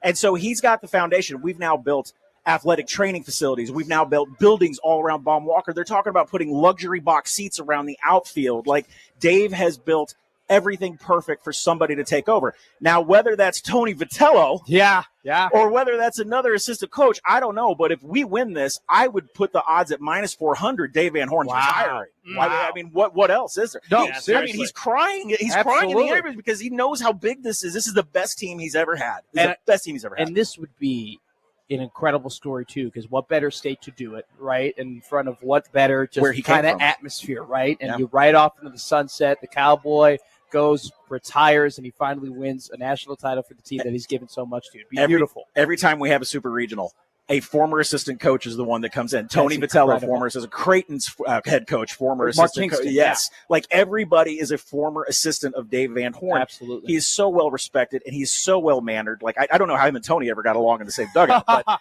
he's so well mannered that it's just we have the perfect foundation for someone to take over. So we go from talking about Baum-Walker to talking about a team whose coach apparently was mowing the lawn, right, in the outfield, which we found out that wasn't the case, right? But Murray State, the darling of this CWS, plus 180 tonight, taking on UCLA, a team I think honestly is kind of being looked over, who's played really good baseball the entire season. Colin, what are you looking at here? Yeah, so the problem with Murray, I love the Murray State story. Yeah. And I see there's Murray State fans like sorely here, but I love the Murray State story, and they are absolutely legit from an offensive perspective because they are 11th in the nation in strikeout to walk ratio. So in baseball terms, that means their pitch selection is unbelievable. They don't strike out, they take walks, they get on base, and then Murray State just knocks them in.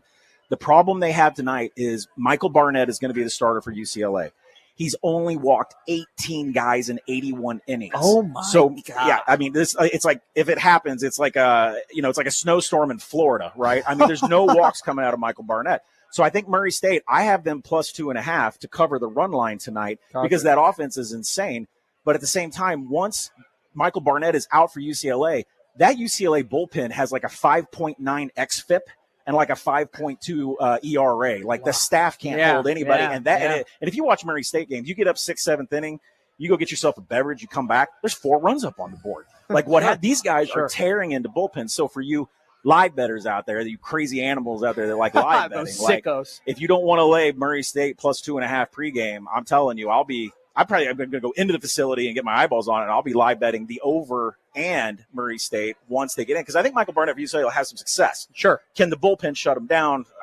Murray State's hitting everybody. Colin Wilson, Action Network, joining us here on this special edition of the Connor Happer Show. Colin, I would be remiss if I did not ask you about college football because that is when I first found you. At one point, I had push notifications on from the Action Network app for what you were betting to see if I could tail you. We've spent a lot of time, especially lately, as some of the advanced numbers are starting to come out, the power rankings, about how close the top of the sport is. I know that you are still really early in your 2025 college football prep, but I wonder how difficult does that make it for you when you look at 1 versus 10 in the power ratings right now versus previous years, because it's a lot closer than it's been normally. Yeah, I have not released my numbers on Action Network yet. They're coming. I have committed to college baseball. Once it's over, it's college football time. But my numbers are done. Okay. They're done. Like I'm staring at them right now, right? Lovely. So like there is a glut of a power rating of about 5 points for the top 13 teams. 5 points in a power rating separate 13 teams. Alabama, Texas, Ohio State, Georgia, Clemson, Penn State, Oregon, LSU, Oklahoma, Michigan, Tennessee. And then after that, there's a break to Washington and Auburn. But, I mean, there's a glut at the top. Wow. And I think I'm a little worried about this the top 4 seeds get the playoff spots, right? Because it's like, how do you determine who's going to get those 4 spots? And is it just going to be brand names, Oregon, Ohio State? And you know, schedules, who gets a good schedule? Right. So I don't know. This is going to be a very interesting season because everybody's going Texas, Penn State. All the preseason magazines that got published before, like the second transfer portal was out, they're all over. But Penn State has limitations we can talk about. Oh, yeah. Texas has no limitations. Zero. We can talk. Right. Zero. So, I've got – wherever team you want to go, I'm ready to talk about it. So let's go. I want to go 2 avenues. First off, let's talk about Penn State because I am a little worried about the wide receiver core. I know that everybody's saying Drew Aller and Nick Singleton and Katron Allen. And look, I'm not pushing back against the firepower that they have behind that line. But on the outsides, I know they got some pretty good transfers. They got a guy from Troy. They got a guy from Syracuse. But do you think that's going to be enough to really stretch the field? There is a huge problem, 2 big problems I'll talk about Penn State, and I'm sure y'all blow my Twitter up. But the first problem is the fact that Drew Aller cannot read a pre-snap blitz. And I covered the Fiesta Bowl. I was on the field at the Fiesta Bowl, and I was going through PFF, like how many throwaways does Drew Aller have? He had like 3 on the entire season. And I'm like, why does this kid, he's an NFL prospect, could be number 1 overall drafted, how come he never throws the ball away? You have to know in NFL how to throw the ball away. Absolutely. So then you start watching him. Once he gets pressure, he just clams up and goes to the ground. Yeah. So then I'm watching him read Boise State's axe blitz. They got a nose tackle going one way and a linebacker going around him. And Drew Aller called out the wrong protection plan every single time. And Boise had like a billion pressures on him. Yeah. So first off, he can't pick up blitz. Second off, he can't throw the ball away. Third off, this is why Penn State's limited. Sure, national title contender? Yeah. Should they get a top 4 seed? Yeah. James Franklin, I asked him directly last year, how much influence do you have on Andy Kotelnicki's play calling? Because Andy Kotelnicki, best OC in college football, debatable, right? Sure.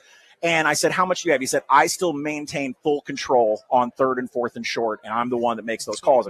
Well, to me, Mr. Franklin, James, that's a limitation. Yeah. Well, I mean, who am I to tell him? I'm just some Joe, right? Betting on his game. No, I think you should have said, Mr. Franklin, don't do that. Yeah, and quit pushing the damn ball in against West Virginia when I got plus 19 in the season opener. But, James Franklin, to me, is the limitation because he controls 3rd and 4th and short, and you got Kotelnicki, which is an ace in the hole. So that keeps me off Penn State futures. Colin Wilson, Action Network. So we'll ask you one more then before we let you go into the ballpark, and that's the other team that you mentioned there, and that's Texas. So, we talked about them a lot this offseason. They, I think, have become kind of the darling pick to win the national championship.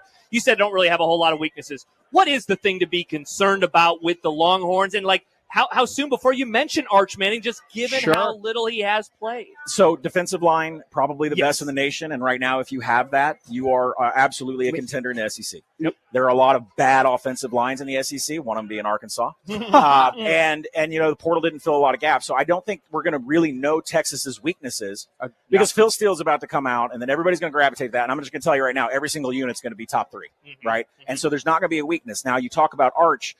Why Arch is important is because of his legs. Quinn Ewers could not run the RPO. Quinn Ewers had no mobility whatsoever. Arch is completely he's not Peyton Manning. He is not Eli Manning. He has wheels, and that is going to shine. They have to protect him. They have to keep him healthy. Maybe they don't show an RPO package till one of the bigger games in the SEC. Sure. Colin, before we let you go, I'm a very average bettor. You are an expert bettor. One of my favorite games to play is I'm going to tell you something that I love. And you tell me if I'm smart or if you tell me I'm an idiot. Oh, God. Okay? Yep. Sharp or square? I love Indiana over 8.5 wins on the season. Am I dumb or am I smart? You're going to wait to make that bet in August because Big Ten Media Days are in Vegas, and people are piling on the schedule, piling on the fact that they lost a lot. That 8.5 is going to fall down to about 7.5 with a lot of juice by the time August comes around. That's when you want to hit the over. Okay. But smart? Am I smart? Smart in August, not smart now. Okay. I'll take What a great answer. Colin Wilson of the Action Network. Special shout out to Michael Severe, an executive producer, helping us out get this guest and walking him on over here to the Omaha Baseball Village. Colin, we appreciate the time. Thank you so much. Enjoy the baseball. Thank you for having me, guys. 1620 The Zone hydration sponsor is Coke Zero Sugar. Is Coke Zero Sugar the best Coke ever? Take a taste. And Colin Wilson joined us on a special edition of the Zone Hotline powered by the Sedora Law Group. Your outcome depends on what you do next. We'll finish up hour 2 when we return. Get you ready for the baseball. Pre-game coverage begins in under an hour here on 1620 The Zone.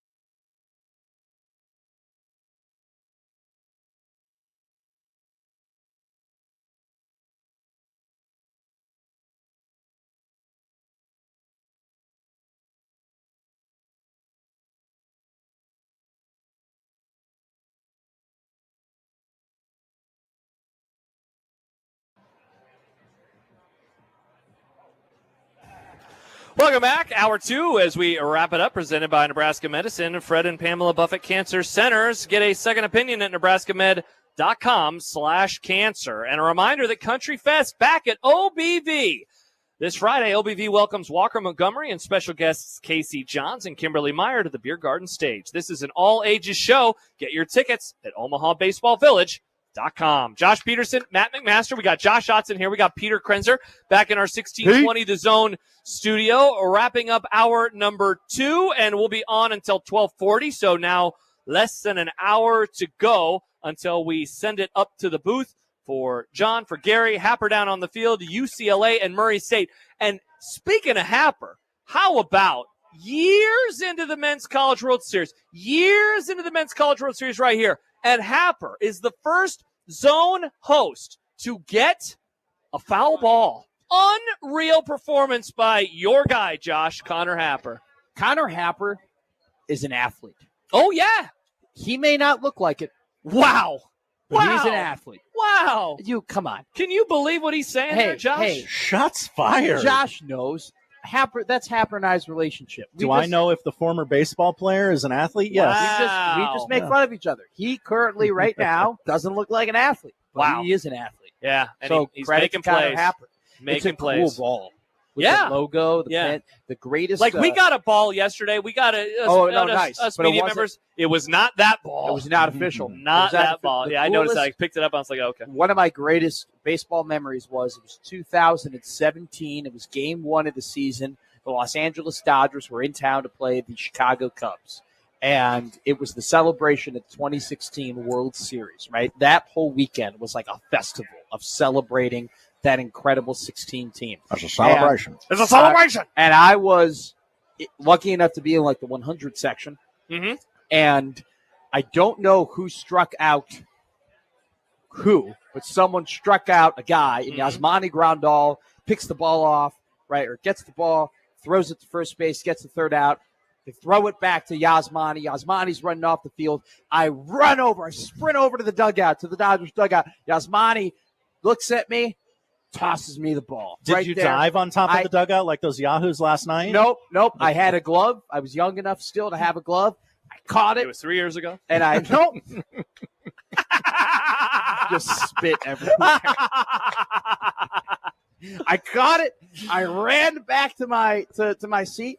I open up the glove, and what was on there but a beautiful 2016 Chicago Cubs World Series decal right on the ball. Now that's it was nice. a special ball that they only used for that series. There's only you can only find so many on eBay right now. It is like the most valuable, memorabilia. Now that'll go in your cave. It is in my cave with your other weird jerseys. Yes, with absolutely. a Northwestern helmet. From Why are you making fun of me? I'm not making fun of you. I'm just saying words. If anybody would appreciate me being a weird sport fan, it would be Josh Peterson. Oh, I definitely do. His Jet Awards Johnny Rogers autograph football is in there too. That is supposed to be in the Zone studio. Did you hear about this story?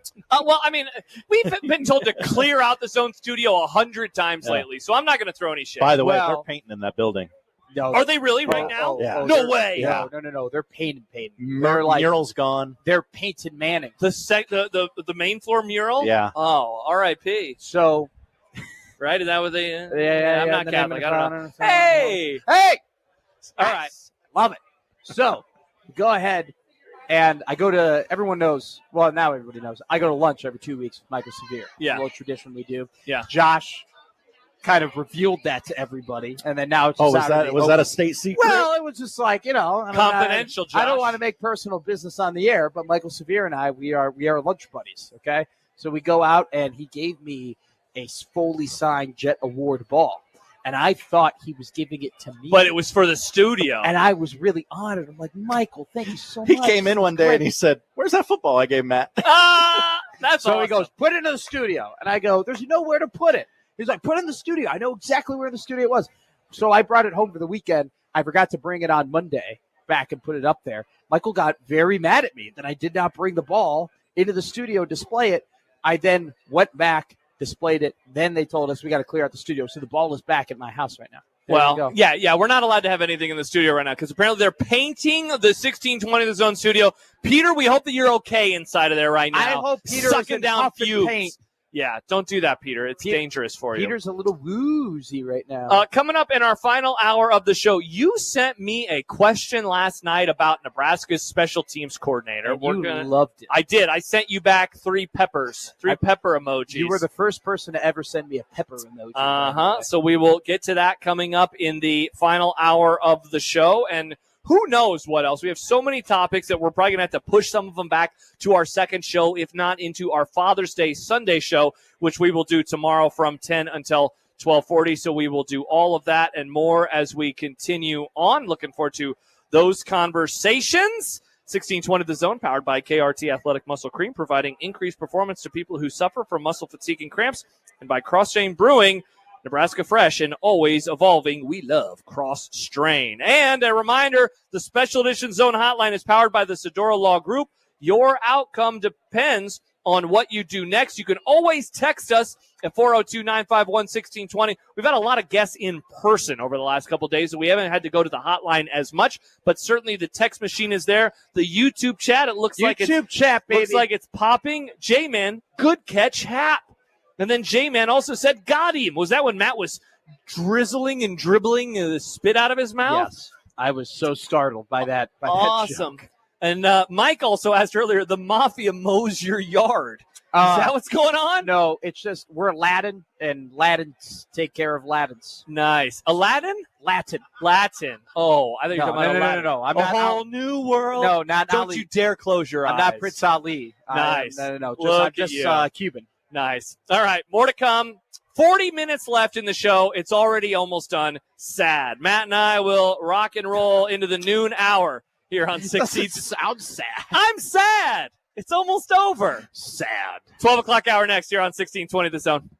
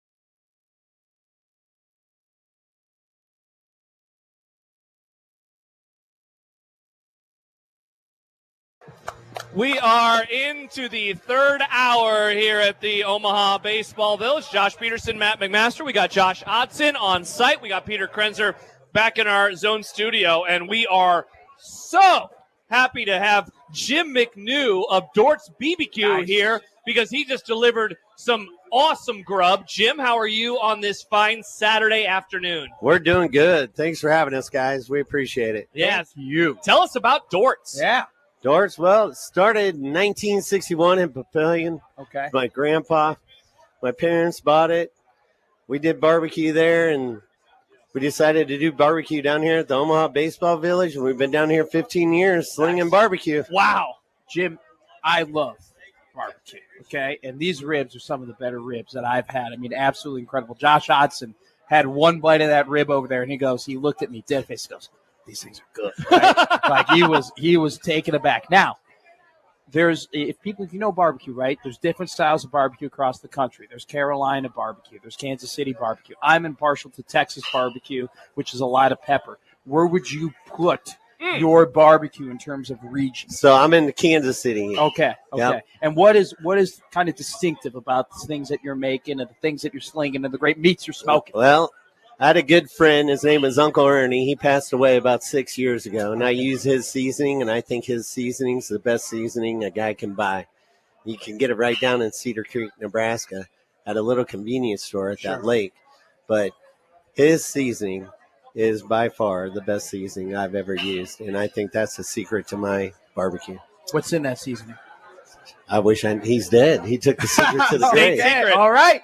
Love it. Jim, how did you get into doing barbecue? I'm always curious about that with people that are running restaurants or just slinging food. How does your journey begin with that? Well, it began with Uncle Ernie, and my dad always liked to cook. Yeah. And we lived in Texas for a short time, and he liked to do those open fire pit cooks and stuff. Sure. And so I got into barbecuing in about 2005, I guess, and we did some Kansas City barbecue tournaments and just really enjoyed, competing. I competed against all those guys on TV before they were on TV. They wouldn't even give you the time of day. Well, now they'll give you the time of day because they want your money, and they'll show you. I can show you how to barbecue, but you got to replicate what I do. Sure. And that's the hard part. Sure. So we just kind of turned it into this, and we don't have a restaurant anymore, and we just sling barbecue down here at the Mattress Factory once a year, and we love seeing everybody and meeting new people from all over the country. And you get new fans like the Cinderella McMurray State. Yeah. So welcome indeed. Now, what's the best thing you make? What's your favorite thing that you eat? I think the best thing I do is the pulled pork. Okay. Then we're having the ribs. Then the ribs, and I think my brisket is right on par with any of those Texas guys. So I don't think you're giving yourself enough credit on the brisket. I had that brisket sandwich. That was so tender. Now is that Ernie's seasoning as well? It's Ernie's seasoning. Yeah, I use Ernie's seasoning on Nice. Everything. Yes, sir. So how long do you think you're smoking your briskets for? Are you wrapping it with foil? Are you wrapping it with parchment paper? What are you doing there? Down here, I don't do that. Okay. If competition, it would be different. Sure. I'm doing all that stuff. But Okay. down here, I let her go low and slow. Yeah. I put this barbecue. We cook fresh every day. Awesome. So I put the pulled pork on and the brisket on last night at 10 o'clock, and I was down here at 7:45, and it was done. Yeah. And it was falling off the bone. So. Well, Jim, before I let you go, if people want to try some Dort's barbecue, Yes. where do they go when they come down here? We're over at the Old Mattress Factory parking lot in the beer garden, kind of on the east side. You won't miss us. We got barbecue signs over there, so come down and see us. Tell us you saw us on 1620. Absolutely. Jim McNew from Dort's BBQ. Jim, thank you so much for stopping by, and thanks for the lunch. Thanks, guys. I appreciate it. Yeah, have a great day. We Thank you appreciate so it. much. That is Jim McNew from Dort's Barbecue.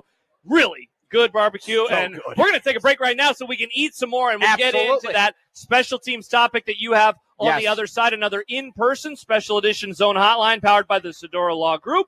Your outcome depends on what you do next. And Country Fest back at OBV coming up in 6 days on Friday. OBV welcomes Walker Montgomery and special guests Casey Johns and Kimberly Meyer to the beer garden stage. This is an all-ages show. Get your tickets at OmahaBaseballVillage.com. We'll dive into some Husker football when we return on 1620 The Zone.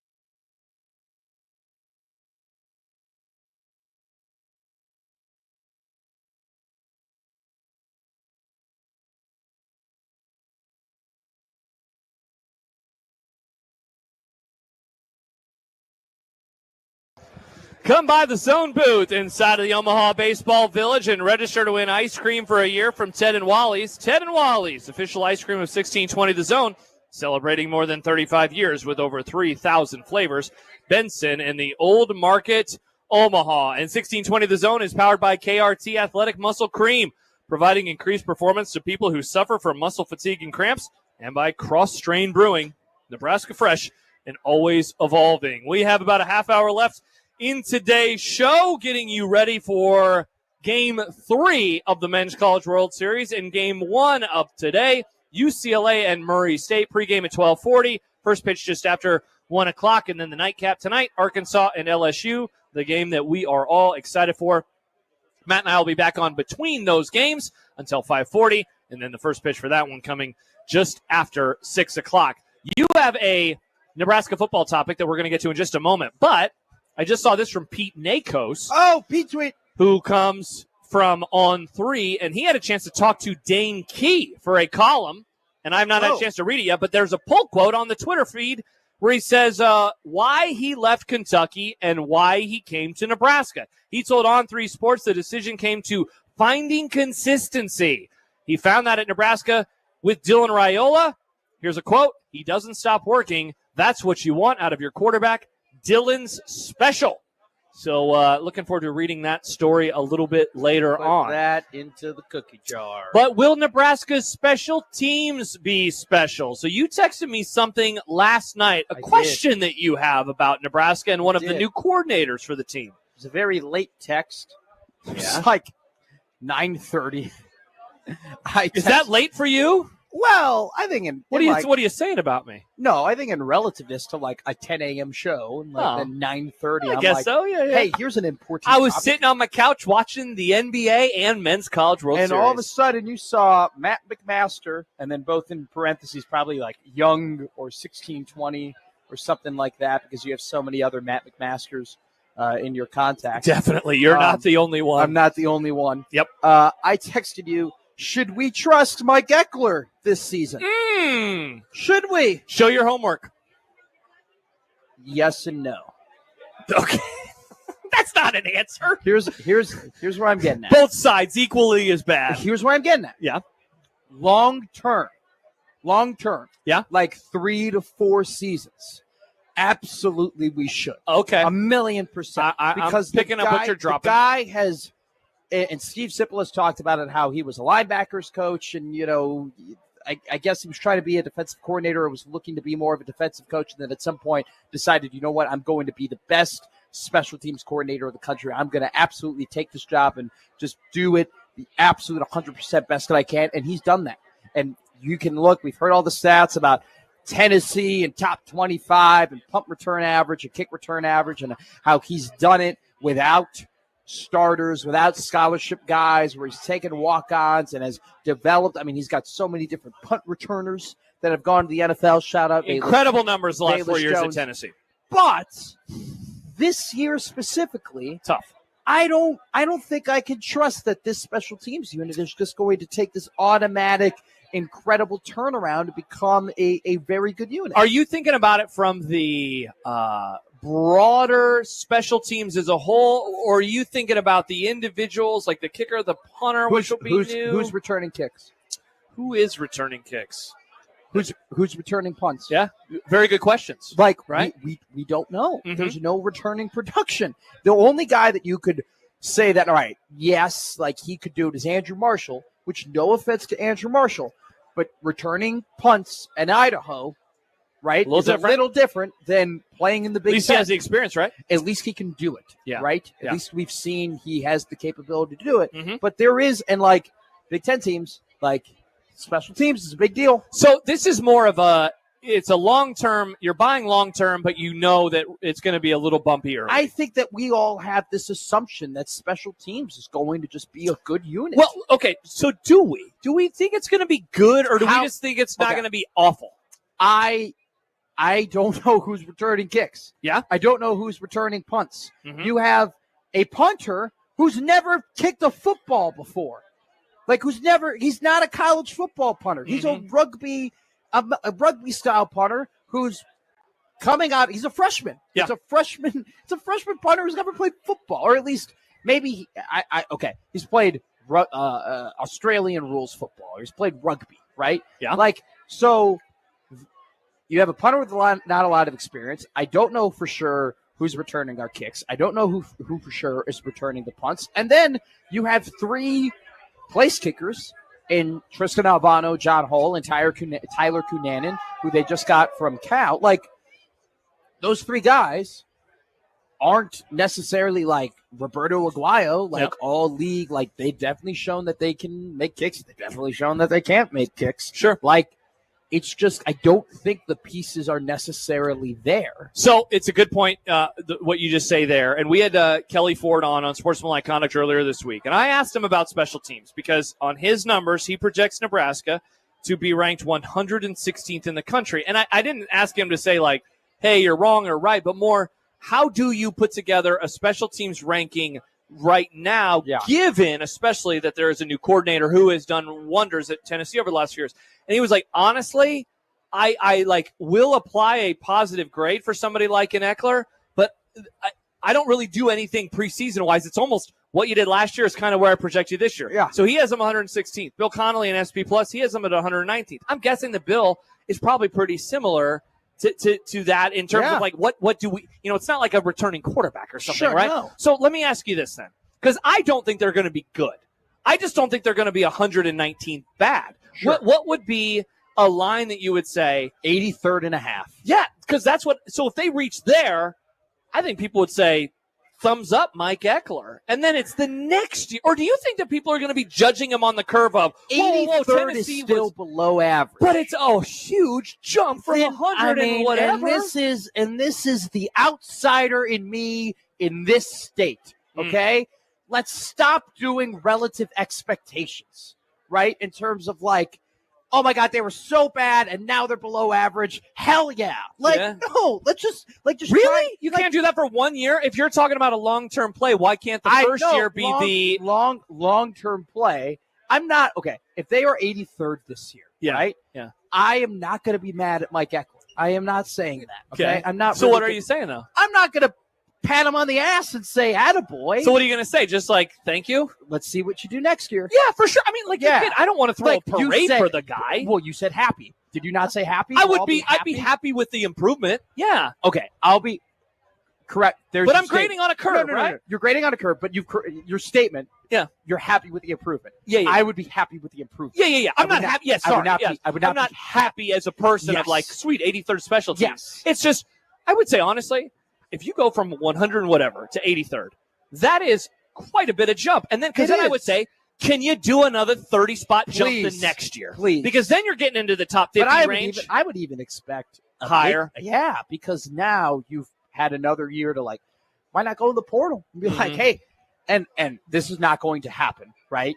But Caden Wegen was the Jet Award winner, and he was incredible at Iowa. This is how I know him. I met him, great guy. We had him on the show, friend of the show, Caden Wegen. They're not going to go out and Caden Wegen is now transferred to Nebraska, but why not at some point next year just kind of look around the league and just be that's a dude who's a punt returner. You know what? We're going to spend our NIL money, and we're going to go and get that guy. Well, it's interesting you say that because we talked a little with Sipple yesterday, and we've had something on the prep sheet the last couple of days. We just haven't had a chance to get to it, but we will at some point in time, and that is the pressure of the 2025 season for the Matt Rule. I don't want to say experiment because that implies something else, but the Matt Rule experience at Nebraska. And I think that 2025 is massive for a variety of reasons. Year 3 coach. You're always judging coaches on year 3. Year 3 for Matt Rule. That's been when he has the biggest jumps at Temple and Baylor. But I think it's also a fun conversation from what does it mean for the types of players that they feel like they can get in the portal or in recruiting. And so I say that all to go to what you just mentioned. Why not be able to go after one of those types of guys? And I would think if they're able to get, let's just say 9 wins. If you're able to get that, that's then a 3-win jump from the regular season. It would be the first 9-win season for the program in almost a decade. Yeah. It's something that hasn't been done around here. I think that they would be able to parlay that into, plus Dylan Raiola, in theory, is coming back for a year 3. It would suddenly be a all in to make the 16-team probably college football playoff in 2026. Why not bring in one of those guys? And especially Eckler, he'd be able to sell what he has done at Tennessee, and I think Matt Rule would be able to sell all of that as well. So I think what you want to see about this year, broadly with the whole team, but then you can narrow it to specific players or positions.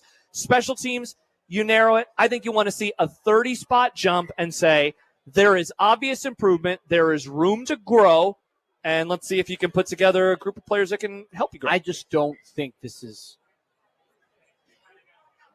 How do I put this? I want to be careful here. Ooh, simple. Got to be careful here. I got to be a little careful here. But I don't think there's a coincidence that Nebraska went on this bowl drought, and conversely, they were terrible at special teams. Definitely not. I think handshake yes. game. I think there's a 1-to-1 in the fact that you were not just digits, but triple digits. And we go ahead and we go, well, and God, if we do it again this year, I'm going to flip out. But the last 3 years, it's they won 3 games, but they were really a 7-win team. Yeah. How you doing? Go Clemson. Go Tigers. Go Tigers. Go Tigers. Wrong Tigers. Where they're they won 4 games, but they were actually a 7-win team. Or they won 3 games, but they really should have won 8 games. No. You win, you are what you want. All right? Mm-hmm. And I don't think it's a coincidence, and it's not a coincidence, that they lose all these close games and they suck at special teams. Definitely. And so even though, if you go from 115 to 83rd, that still is indicating to me that there probably is a close game that they're going to blow. That you're going to blow, in part because of special teams. Going back to special teams rankings in the last few years, since 2019, here are Kelly Ford's ratings for Nebraska's special teams. And I'm going to go from 19 up. Sure. 126. Oh, my God. 113. Oh, my God. 128. 80. 101. 115. They've had one season inside the top 100, and that was the Mickey Joseph, most of the Mickey Joseph experience in 2022. Shout out Bill Bush. Shout out, see, and isn't that interesting? Yes. That's the one outlier in all of this. And now they're bringing in another outlier, if you will, in terms of a Mike Eckler, who has proven it before. So that's another thing, too, because I've now spurred this thought. You're 80. Let's just, because I think we agree, it's a solid number. 83.5, solid number, over under, right? That's the improvement you want. And that would be, if you go by Kelly's rankings, that would be a 32-spot jump. You still, once again, I still think you lose games. Definitely. If you're there. And this is a season where you can't lose games. No. Because it's not just about, we haven't won in a while, we want to win more. It goes 7-5. And special teams cost them. And special teams causes a loss. You don't think that Miami's going to call Dylan Raiola and be like, hey, you want to come and take over for Carson Beck and this roster and try and make the college football playoff? You don't think maybe throw out another team? What if, I was going to say Georgia or Ohio State, but I think, I don't know. They'll probably be okay. Yeah, they'll probably I don't know. Maybe Georgia. We'll see. But you don't think, okay, maybe USC? It's hey, we're going in the right direction. You want all this money to be our quarterback and use all these weapons. You don't think teams are going to call Texas A&M and be like, hey, do you want to come and play for us? So it really comes down to a missed field goal could lead to Dylan Raiola no longer being on Nebraska football. Wow. And I know that pressure, John Hull. Well, I know that sounds stupid. Or whoever's kicking the field goal. But that's the difference between winning and losing games and showing progress. Hey, it's a fine line between being a really good team and a team that is average. And you're right. If they have another 7-5-ish, 6-6 type season, and you look and you say it's because of the special teams, they missed the field goal late in the Illinois game last year. The muff punt against Iowa was what kind of kicked off the slow comeback by the Hawkeyes. And that's just 2 examples from last year. You can go back previous years and find example after example. Illinois. After example. Yeah, exactly. Illinois, they win that Illinois game if they're able to execute on special teams. Exactly. So that changes the season. It does. It absolutely changes the season. You win that game at home against Illinois, you're undefeated. Yeah. Having a much different conversation about them. Because I worry about it because it's I get it. You brought in the guy, right? At the same time, during the transfer portal cycle, you tried establishing, all right, hey, we're going to bring in a punt returner and we're bringing in a punter and we're going to do it this way. And then you told the punter, now we actually don't want you. We're going to get you the hell out of here. Well, to be fair, they brought him in before. They brought in I know. But I'm just like I'm worried about it because I just don't know if it's enough to be like, hey, Eckler's the dude. We're gonna be good. You don't know who their kick returner is. You don't know who their punt returner is. Their punter has never punted in college. I mean, you don't even know who their kicker is. I was going to say, basically, we know who the punter is going to be, but those other three positions are probably wide open, in terms of who it's going to be. And then the kickers keep getting injured. Very, very strange. This is what keeps me up at night. This is my life. I'm happy that I don't lay there thinking about Nebraska's special teams because I would never get sleep if I did. I would never get sleep if I did. I don't sleep. Yeah, well, you'll sleep when you're dead. That's what people say. We'll also sleep. Not today because we got baseball to watch. UCLA and Murray State. That game starts in under an hour. Watch Matt get rattled at the Omaha Baseball Village. Well, Nebraska football. We will have one segment to go, and we'll send you to pregame with John, Gary, and Hap for that one coming up in about 15 minutes. Arkansas LSU, the nightcap later on. One segment to go from the Omaha Baseball Village. We will wrap things up when we return here on 1620 The Zone.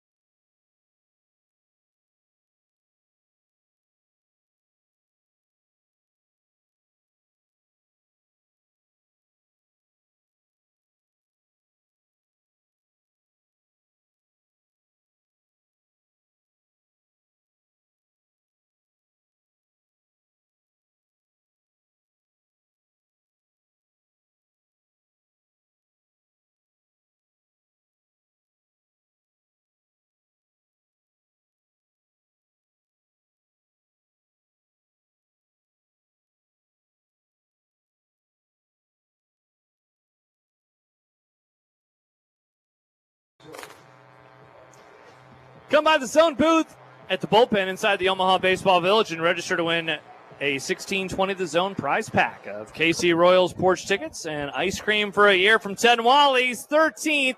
And Mike Fahey, we are getting ready to wrap up our first show of the day, this special edition of the Connor Happer Show. And that means Josh Odson. And I just realized we didn't do odd news earlier. We were so busy. We had so many illustrious guests running in and out here. We did. Great conversations with great friends, old and new. Great conversations. We love talking to people, and we love hearing from you, Josh. So give us some takes on things around the ballpark. Oh, some things like the sponsored things? The sponsored things around the ballpark. I didn't know if you just wanted me to fire off some takes. Okay. Josh's takes. Injury report today presented by KRT Athletic Muscle Cream, providing increased performance to people who suffer from muscle fatigue and cramps. And isn't that all of us at some point in our athletic lives? Everybody's looking good today. Nothing happened over the week. We'll see who actually ends up starting tonight for the Tigers and that big, Tigers. Go Tigers. That big marquee matchup. So all four teams, I guess, today in fine shape as the series gets underway. Your traffic today presented by Park Omaha. Make a game plan for your parking. Learn more about parking in advance at parkomaha.com. Traffic today looks better than it did at this time yesterday. On the way into the stadium coming. Blocked. You're going to start seeing the taillights at about 20th. Oh, all right. Well, that's 10 blocks. We'll take that. 10 blocks better. Yeah, just like awesome. Going from 115th to 83rd. That's incremental progress. And if you are headed to the ballpark today, we do want to remind you, new traffic restrictions. 13th Street will close in front of the ballpark 2 hours before the game, and it will not reopen until after the second game is concluded. So that means it closed at 11. Yes. So, and just know that for the future days. Yeah, absolutely. Traffic presented by Park Omaha. Make a game plan for your parking. Learn more about parking in advance at parkomaha.com. Do we dare look at the weather today? I mean, it's warm, but I think we're going to be okay today. Today's it's a little not windier, isn't it? Today, yes, it definitely is. Today's not the day. No jinxes, right? Today's not the day. The thunderstorms and stuff, that's not supposed to be until after midnight. Tomorrow, I believe, is a little bit worrisome. We're still looking at like Tuesday as the day I think that people are worried about the most. Tuesday went from 40% to 50%. Yikes. Yeah, so, you don't want that. It's okay, Matt. It's okay. The thing I'm worried about, though, is that, like, I'm an Apple weather guy. Same. Can I be honest with you? Yeah. I work with two guys who are, like, weather nerds, right? Like, they have, like, Gary and Jimmy. Really? Bishop is, too. He has his own weather station at home. I'm a McEwen man. I only listen to Sam's brother. Nice. So, shout out, Marty. Gary has his own demos, like, weather demos. Okay, that's sicko. It's insane. And so I just look at, like, what is the cartoon logo that's indicating what is what. Yeah. Unfortunately, it's the thunderstorm logo. Yeah, it's the lightning and the clouds. So I get, like, if it was just the rain logo, I'd be, all right, whatever. It's going to be a little damp at the ballpark. Sure. But the fact that the lightning bolt is right there, I'm a little worried. Yeah, speaking of damp, apparently quite the rain that they got out at Oakmont. And so, like, they sent out an email to ticket holders today that were like, be ready. It's going to be squishy. Well, they offered a refund. They're like, if it's too wet for you, that's we'll nuts. Give you another. What would you wear? Galosh? Is it galoshes? Is that what they're called? What's it called? A goulash? No, isn't that that's a food? Goulash What's the shoes? Galoshes? What are those called? I have what are no rain idea. boots? Galoshes? I have no idea what you were talking about. It's something what that you old wear. Man thing are Come you on, spitting out of your this mouth? Is a thing. It has to be a thing. A goulash? I don't know. Someone here, we got a lot of people in the South who are probably familiar with weather. Galoshes. See, he knows what I'm talking about. Thank you. Galoshes. What type of, is it it's a like, bigger boot? It's like a rubber boot that you just wear. And it's called rubber boots. Why do we got to assign new names to it? Because it's goulash is a great food, is it not? I don't like goulash. I'm a fan. Yeah? I'm going to be honest with you. Not too many foods I don't like. Yeah? I'll eat anything. All right, maybe that could come up on our in-between show. Like, people are like, what's your bad food take? I'm like, I really don't have an opinion on food because I just they put it in front of me and they eat it. Who do you like, UCLA or Murray State? Give me the Racers. Racers. Give me the Racers. I want it. I'm going to go with Murray State as well. We want the story, man. Just give me the story. Give me the Cinderella. Should be a whole lot of fun. John Bishop, Gary Sharp with Connor Happer down on the field doing reports. Their pregame coverage just about to begin. And then don't forget to join us after that one for a special edition of Unsportsmanlike Conduct, as we'll take you up for pregame of Arkansas and LSU. Should be a whole lot of fun. Thank you so much to Peter Krenzer and Steve King back in our 1620 The Zone studio for producing today's show. We got Josh Hodson here on site. Executive production, as always, from Chris Prudon. Looking forward to Game 3 of the Men's College World Series. And that one just about to start. For my partner in crime, Matt McMaster, Josh Peterson, thank you so much for joining us. We'll be back in a few hours. Enjoy the baseball. Enjoy the dulcet tones of John, Gary, and Happer. We'll talk to you in a few hours right here at the 75th College World Series in Omaha, Nebraska on 1620 The Zone.